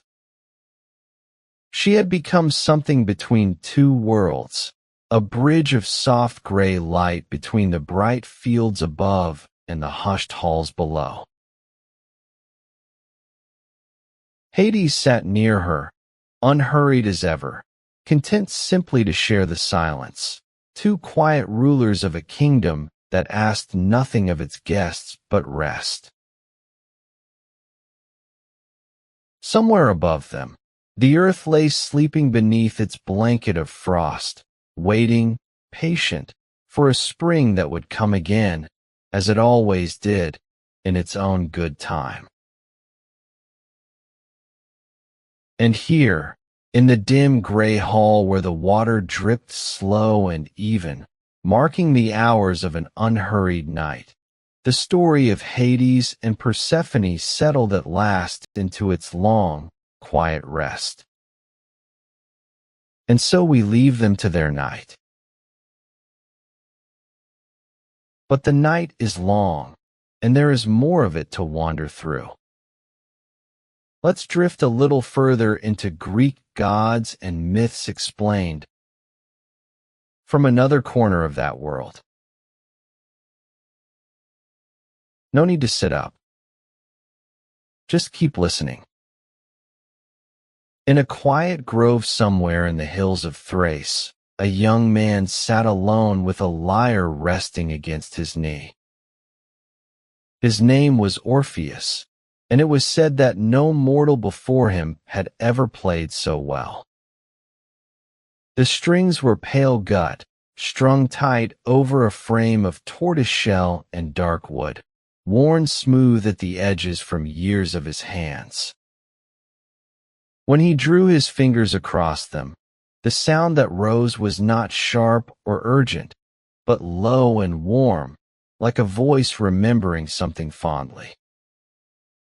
The grove around him was thick with old olive trees, their leaves silvery in the afternoon light, and it was said that when Orpheus played, those very trees leaned toward him, ever so slightly, as if listening. Birds that had been calling to one another fell silent mid-song, settling instead on branches nearby to hear him instead. Even the small stream that ran along the grove's edge seemed to slow its current, the water moving gently over smooth stones as though reluctant to carry the melody away too quickly. He was not a god. His mother was said to be one of the muses, and so music ran in him the way blood runs in other men, quietly, constantly, without effort. He played now simply because the afternoon was warm and the shade was cool, and there was nowhere else he needed to be. The scent of crushed thyme rose from beneath his sandals, and somewhere farther off, a shepherd's flock moved slowly across a hillside, their bells clinking in a rhythm that almost matched his own. He did not play to be heard by anyone in particular. He played the way some men breathe, the way rivers flow toward the sea without needing a reason. And on this ordinary afternoon, in this ordinary grove, nothing yet had happened to make his name one that would be remembered for a very, very long time. Even the goat herds who passed near the grove that day slowed their step without quite knowing why, pausing at the tree-line as though something gentle had reached out and asked them to stay a moment longer. His hands moved without hurry, the way a man's hands move when he has done something so many times it no longer requires thought, only feeling. Dust motes drifted in the slanted light between the olive branches, catching gold for a moment before settling again into shadow. Somewhere beneath the music there was the soft creak of old wood, the rustle of leaves turning slowly in a breeze too faint to feel on the skin. He was young then, and unhurried, and entirely unaware that the world beyond this grove would soon ask something of him that no song could fully answer. Thrace, in that age, was a land of gentle hills and wide pastures, further north than the marble cities of Greece, quieter and less concerned with politics or war. The soil there was good for vines, and in autumn the hillsides turned a soft gold as the grapes ripened under a sun that felt lower and kinder than the harsh light farther south. It was here, among these hills, that Orpheus had met a young woman named Eurydice, a wood nymph who moved through the forests as easily as he moved through melody. She had a laugh, people said, that carried the way his music carried, light and unhurried, drifting between the trees before it faded. They were married in early summer, in a clearing not far from the grove where he so often played. There were no grand temples for the ceremony, only wildflowers gathered by friends, and a small fire that crackled pleasantly as the sun went down behind the hills. Orpheus played for her that evening. Of course, a slow and tender song meant only for the two of them, and those who were there said the whole clearing seemed to grow still and golden as he played, the way a room grows quiet when someone speaks with great care. Eurydice danced barefoot on the soft grass, her feet moving through the cool evening dew, laughing whenever the hem of her dress caught on a low branch. There was wood smoke in the air and the sweet smell of crushed grass, and somewhere beyond the trees an owl called once, twice, then fell silent. It was, by every account, an ordinary wedding in an ordinary meadow, the kind that happened in 100 villages that same season. No one there could have known how briefly their happiness would last, or how soon the music would change from something joyful into something else entirely.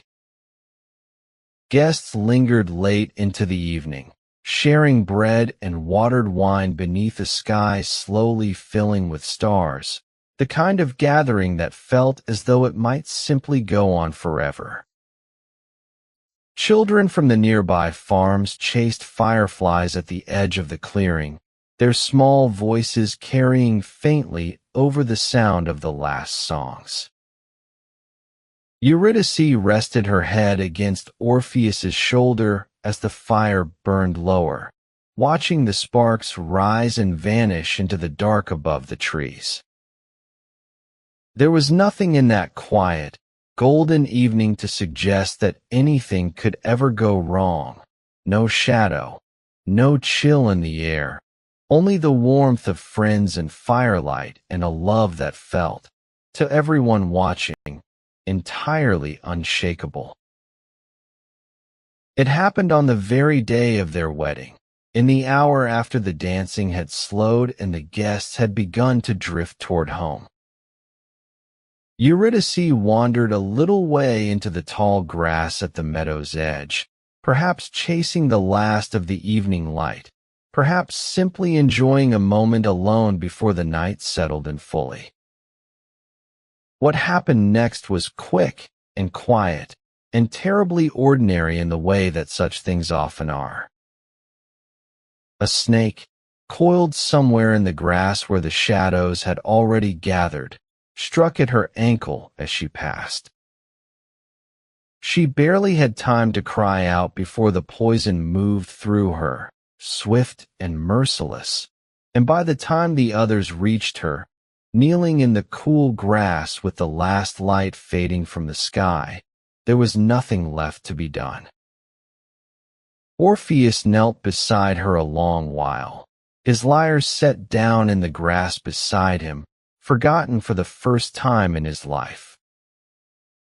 The meadow that had been full of music only an hour before was silent now, except for the wind moving gently through the tall grass, and the distant, indifferent chirping of crickets beginning their evening song.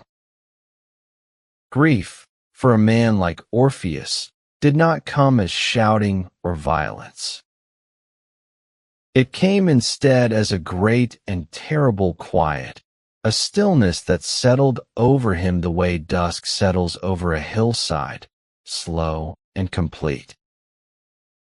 For days afterward he did not play at all, and those who loved him said his silence was more unbearable than any grief they had ever witnessed. And then, one gray morning, he rose, took up his lyre once more, and began walking south, toward the darkest opening in the earth that any mortal knew.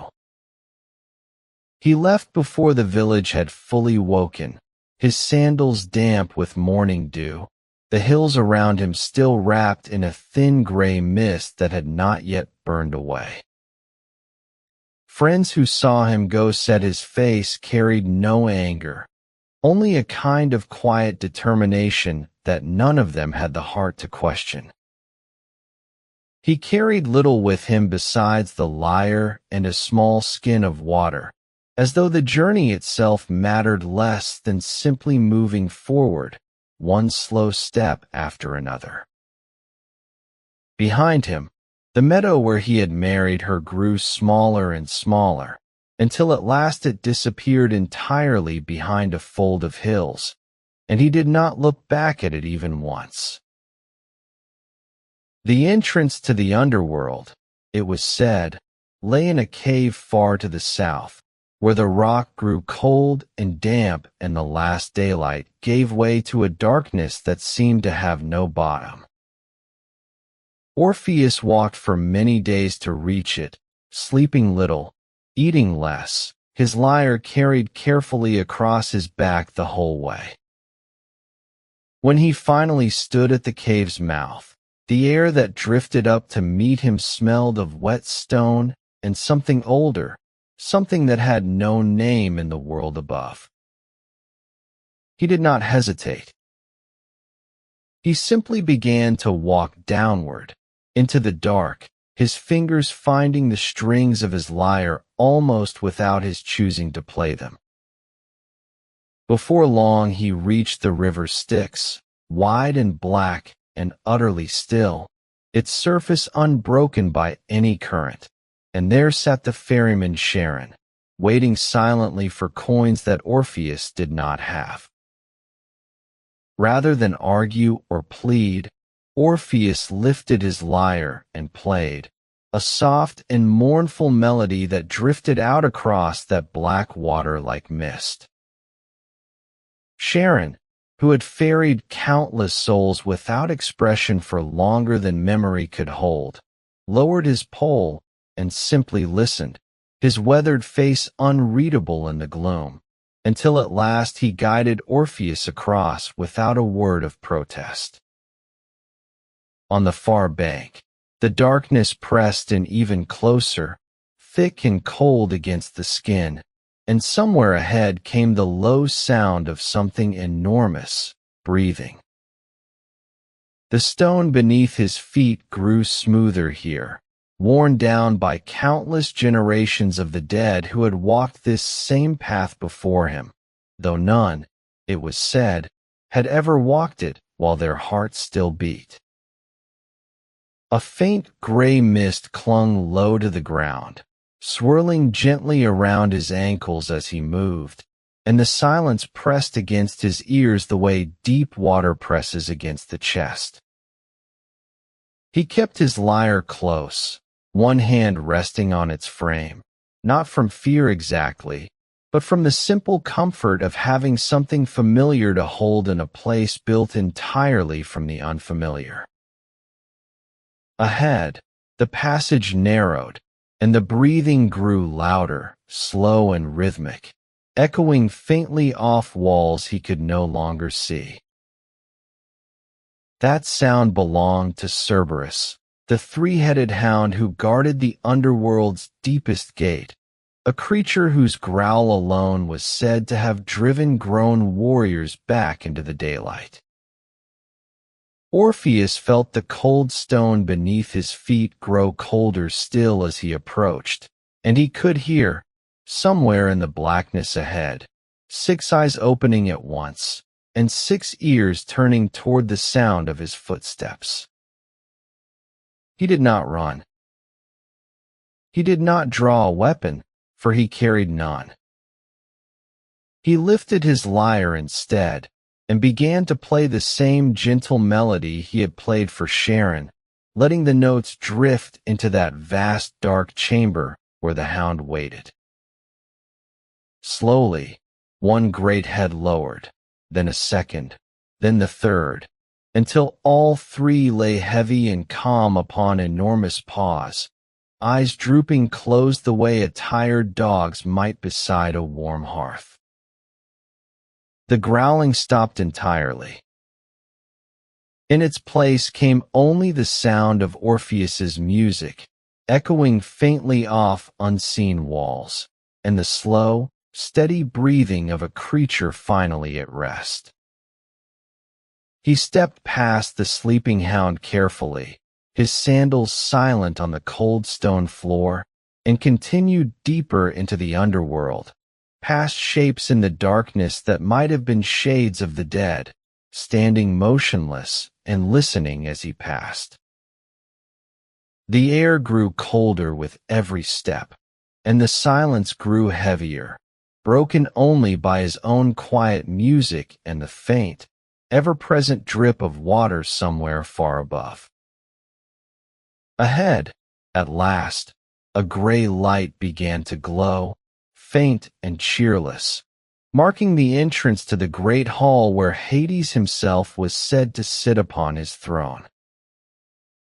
Orpheus walked toward that light slowly, his footsteps unhurried, the notes of his lyre still hanging faintly in the cold air behind him. The shades along the passage watched him pass in complete silence, their pale forms drifting closer to the walls as though to make room, some turning their heads slightly, as if trying to remember what a living footstep sounded like. The temperature seemed to shift the nearer he drew to the light, not warmer exactly, but somehow less hollow, less endless. He thought, as he walked, not of the danger ahead, nor of what he might say to a god who granted mercy to no one, but only of Eurydice's laugh, and how badly he wanted to hear it again in the world above. The hall of Hades was vast and gray, its walls fading into shadow far overhead, and thereupon 2 dark thrones sat Hades and Persephone, watching this living man approach with quiet, unreadable patience. Orpheus did not speak at first. He knelt instead, lowered his lyre into his hands, and began to play, letting the melody carry what words could not. It was the song of a wedding day cut short, of a laugh he would never hear again, of a meadow gone silent at dusk. The notes drifted out across that gray hall, soft and unhurried, filling every corner the way water fills a low place in the earth, and slowly, the whole underworld seemed to grow still around him.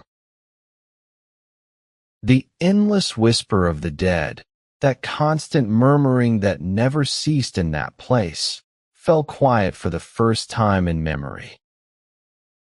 Shades that had drifted formless through the hall for centuries paused where they stood, turning toward the sound as though remembering, faintly, what it had once felt like to feel something. It was said that even the Furies, who never wept, who had no capacity for pity in their ancient hearts, felt tears rise and fall down their weathered cheeks as they listened. Persephone, who had once been carried down to this world herself, against her own wishes, watched Orpheus with an expression that softened further with every passing note. Hades sat unmoving upon his throne, his gray eyes fixed on the musician before him, and when the last note finally faded into silence, the hall remained hushed a moment longer, as if reluctant to let the quiet return. Then Hades spoke, his voice low and even, and said that Eurydice would be allowed to follow him back to the world above on one condition, and one condition only, that Orpheus must walk ahead of her the entire way, and never once look back until they had both stepped fully into the sunlight. And so they began the long climb upward, out of the gray hall, back past the sleeping hound, back across the black and silent river, and up through the narrow, twisting passage that led, eventually, toward the world of light. Orpheus walked ahead, just as he had promised, his lyre silent now, his eyes fixed on the growing thread of gray daylight far above. Behind him, he could hear footsteps, soft and careful on the stone, matching his own pace exactly, and he told himself that was enough, that the sound alone was proof that she was there. The path climbed on, the air growing very slowly less cold, the darkness thinning by degrees so gradual he could hardly measure them. But doubt has a way of growing in silence, and with every step the quiet behind him seemed to press a little harder against his resolve. Was that truly her footstep, or only the echo of his own? Had the sound faltered, just now, or had he only imagined it? The passage narrowed, then widened again, and somewhere ahead a pale gleam of true sunlight touched the stone at last, warm and golden after so long in the dark. And it was there, right at the very edge of the light, with the world above almost within reach, that Orpheus's resolve finally broke beneath the weight of his own love and fear. He turned, just slightly, just enough to see her face one more time in the gray gloom behind him. And in that same soft moment, she was gone, drawn gently back into the dark, her last word carrying no anger at all, only a quiet, forgiving farewell. He reached toward where she had been, but his hand closed on nothing but cold, still air. For a long while he simply stood there at the threshold of the light, unwilling to move forward, unable to go back, listening to the silence where her footsteps had been only a breath before. No storm came, no voice cried out in fury from the depths behind him. There was only the quiet, patient dark, settling back into place as it always had, and the sound of his own breathing, slow and uneven, in a passage that had gone entirely still. Orpheus returned to the world above alone, and in time he made his way back to the quiet hills of Thrace, back to the grove where the olive trees still grew silver in the afternoon light. He did not rage against what had happened, nor did he spend his remaining years chasing what could not be undone. Instead, he simply sat once more beneath those familiar branches, his lyre resting against his knee, and began, slowly, to play again. The music that came from his hands now was softer than before, touched with something gentler than sorrow, a kind of peace that comes only after grief has been fully felt and finally set down. The trees leaned toward him still, the way they always had, and the stream beside the grove moved slowly past, carrying his melody a little way before letting it fade. He was not devastated, not any longer. He had simply become a man who understood loss the way the hills understood winter, as something that arrives and stays a while and eventually softens into an old, familiar ache. He played on quiet afternoons for no one in particular, the way he always had, and those who passed the grove said the music now sounded like a story told many, many times, worn smooth and gentle at every edge. And so, in that quiet grove, under that same soft light, the sound of his lyre drifted on into the evening, unhurried, unafraid, at peace with all it had lost. And so we leave them to their night. But the night is long, and there is more of it to wander through. Let's drift a little further into Greek gods and myths explained from another corner of that world. No need to sit up. Just keep listening. Far above the valley, where the slopes of Mount Parnassus turned gray with evening, the temple of Apollo at Delphi waited in the last light. Its columns rose in careful rows, pale limestone catching the dusk like the last coals of a dying fire.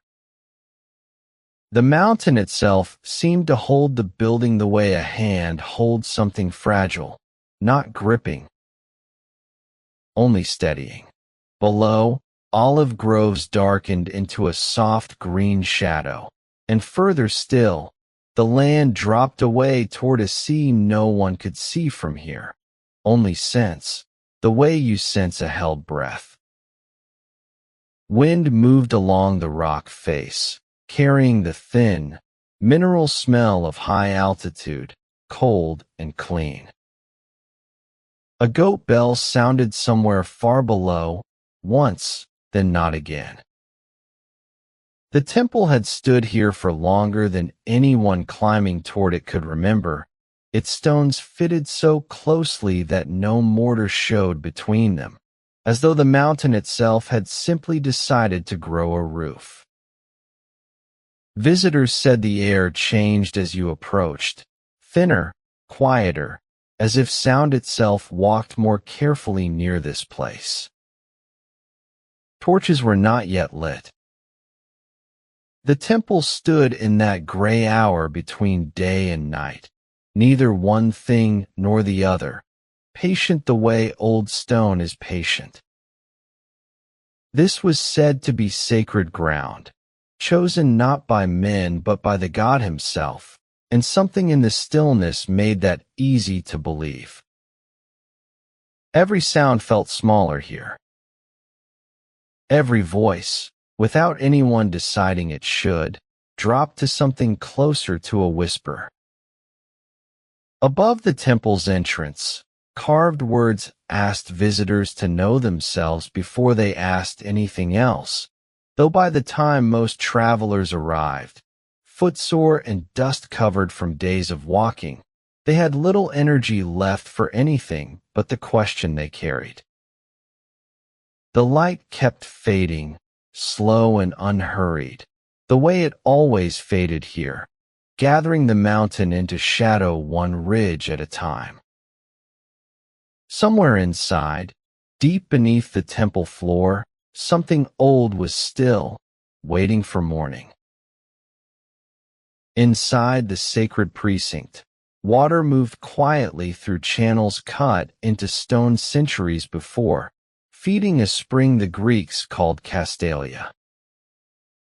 Pilgrims paused there first, always, before climbing further, cupping the cold water in their hands and letting it run over dusty faces and travel-sore feet. The spring never seemed to run low, never seemed to run high, simply continuing, season after season, the way a held note continues in a room after the singer has stopped. Near the temple's inner chamber sat a curious object, smooth and rounded, carved from stone and wrapped in woven wool netting, the omphalos, the navel of the world.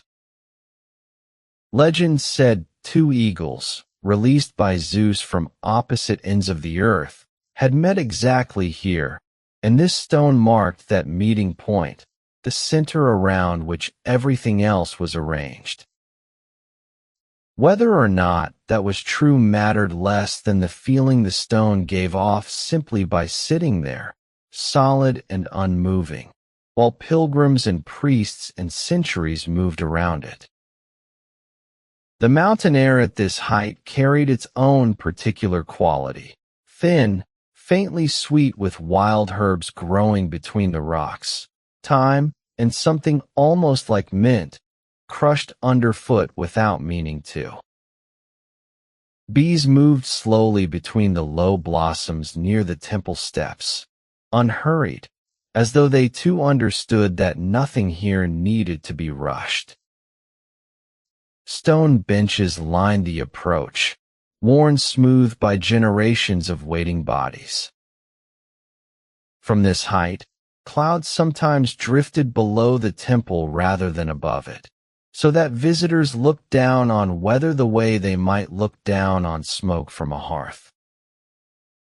It was easy, standing there, to believe you had climbed not just a mountain, but somewhere outside of ordinary time altogether, a place set apart, cool and quiet, where the noise of ordinary living simply could not follow. Deep within the temple's inner chamber, beneath the floor where visitors were permitted to stand, a narrow fissure ran through the bedrock, and from it rose a thin vapor, faint and mineral, carrying the ghost of sulfur on the cool air. It was here that the Pythia sat, the priestess through whom the god was said to speak, lowering herself onto a tripod seat positioned directly above the crack in the stone. She breathed slowly, and the temple attendants around her breathed slowly too, as though the whole room had agreed, without speaking, to match her rhythm. The vapor was said to loosen something in her, to soften the edges between waking and something else, something older than words. Her eyes did not quite focus on the room anymore. Her hands rested loosely in her lap, still.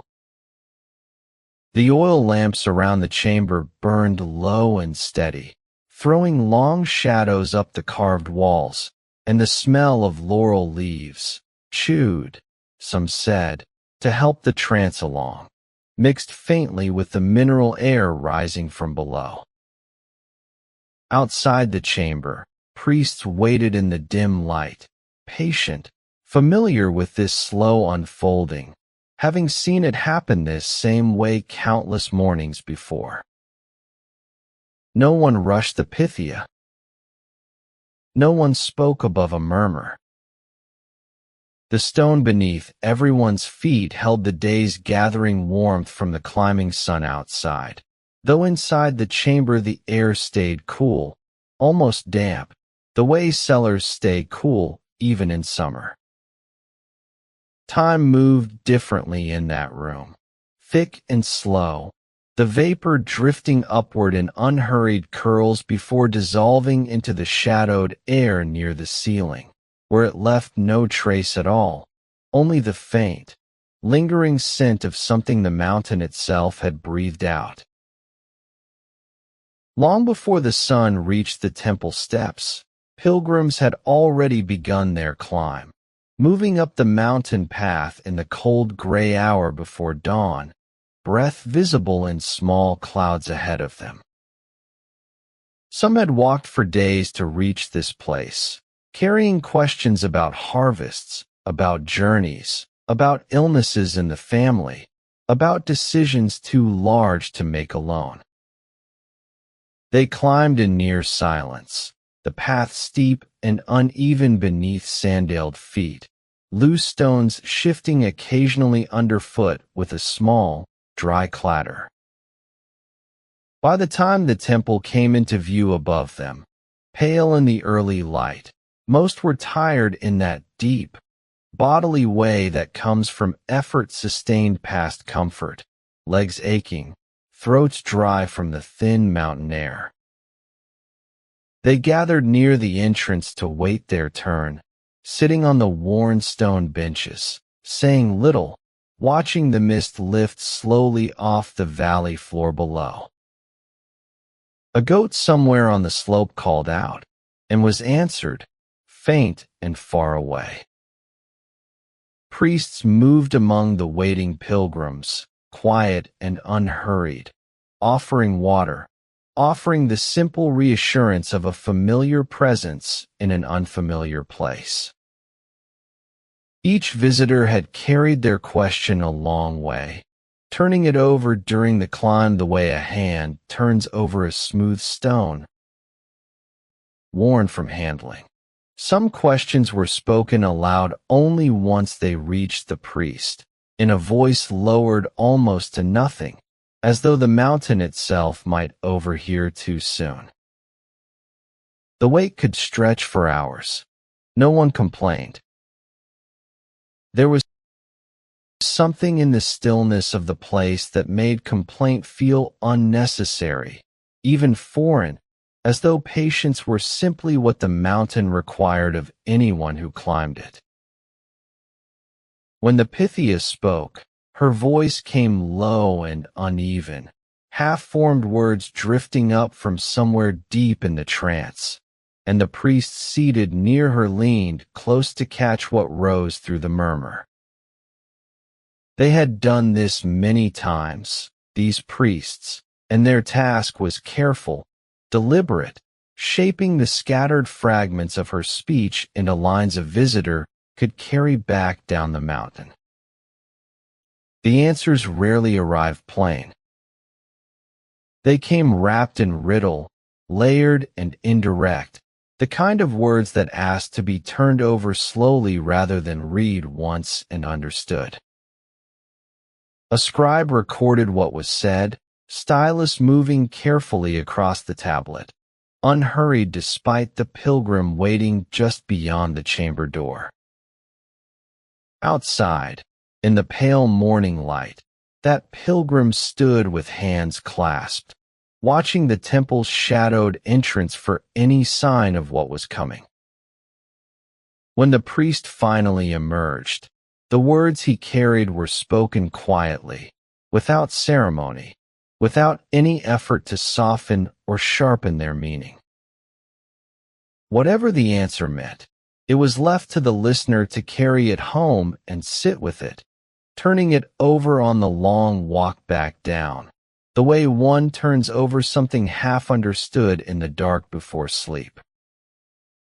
Inside the chamber, the vapor continued its slow rise from the fissure in the stone, indifferent to what had just passed between priestess and priest.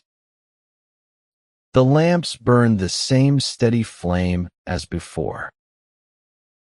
The Pythia sat still, her breathing beginning, slowly, to settle back into its ordinary rhythm, the trance loosening its hold the way mist loosens from a hillside as the morning warms, thinning until it is simply gone.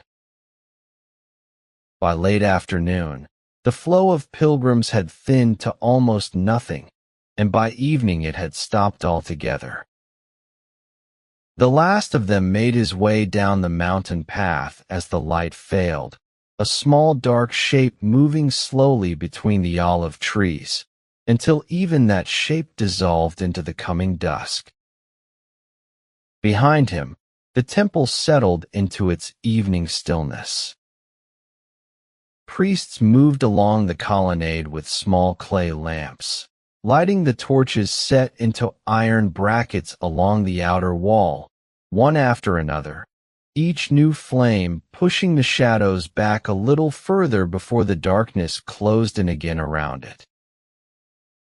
The mountain air grew sharply cold once the sun dropped behind the western ridge, and the wind carried a new smell now. Wood smoke drifting up from a kitchen fire somewhere behind the temple, mixing with the last traces of laurel and mineral vapor still clinging faintly to the inner chamber. Stars began to appear above the temple roofline, faint at first, then steadier, scattered across a sky untouched by any other light for miles. Somewhere below, the spring kept running, its sound rising faintly on the still air, a low continuous whisper beneath everything else. The last torch was lit near the temple steps, and the priest who lit it stood there a moment longer than the others, looking out over the darkened valley before turning back toward the inner rooms. No pilgrims remained to climb the path tonight. No questions waited to be asked. Only the mountain, and the temple settling into it, and the torches burning low and steady against a night that had already begun to gather itself around the stone, patient, unbroken, the way it had gathered every night for longer than anyone could count. The valley below had gone entirely dark now, and above it, Delphi held its small ring of flame like something cupped carefully in two hands. Inside the temple, the great chamber had fallen silent. The Pythia had been led away by the attendant priestesses to rest, her trance long since faded. Her voice returned to its ordinary quiet register, the day's work finished until the mountain called for her again. The tripod stood empty above the fissure in the stone, the vapor rising now in thinner threads, fainter, almost imperceptible, as though even the mountain's breath had slowed for the night. The oil lamps along the inner walls had been allowed to burn down, one by one, until only a few remained, casting a soft, low glow across the carved stone. No footsteps sounded on the temple floor. No murmured questions drifted through the columns. The only sound left in the sacred precinct was the spring, Castalia, still running steadily through its worn stone channel somewhere below, a sound so constant it had become almost like silence itself, something the ear stopped noticing and simply rested inside. The priests who remained moved without hurry, checking the torches along the outer wall, speaking to each other, if at all, in voices pitched barely above the sound of the spring. Outside, the wind had settled too, no longer gusting down from the ridge, but moving now in slow, even currents across the temple steps. The omphalos stone sat in its usual place, unmoving, unchanged, the center of everything holding as still at night as it had at noon. Whatever had passed through the temple that day, the questions, the vapor, the low murmured answers, had settled now, the way sediment settles in still water, leaving only the surface, calm and undisturbed. The mountains seemed to exhale, slow and complete, and the temple exhaled with it. The stars had grown thick above Parnassus now, cold and bright and very still. Below the temple, the last torch burned low against its iron bracket, its flame small, steady, almost gone. The spring kept its quiet sound, far beneath the columns. No footsteps, no voices, only stone and starlight, and the faint mineral hush of vapor thinning in the dark chamber below. The omphalos sat in its place, marking a center no one needed to visit tonight. Somewhere, an owl called once, and the mountain absorbed the sound completely. The last torch flickered, dimmed, held a moment longer. Frost had begun to gather, soft and pale, along the cold temple steps. Nothing else moved. The whole mountain seemed to lean into sleep, slow and complete, stone and sky, and spring all settling into the same long stillness together. And so the night goes on, as it has for centuries.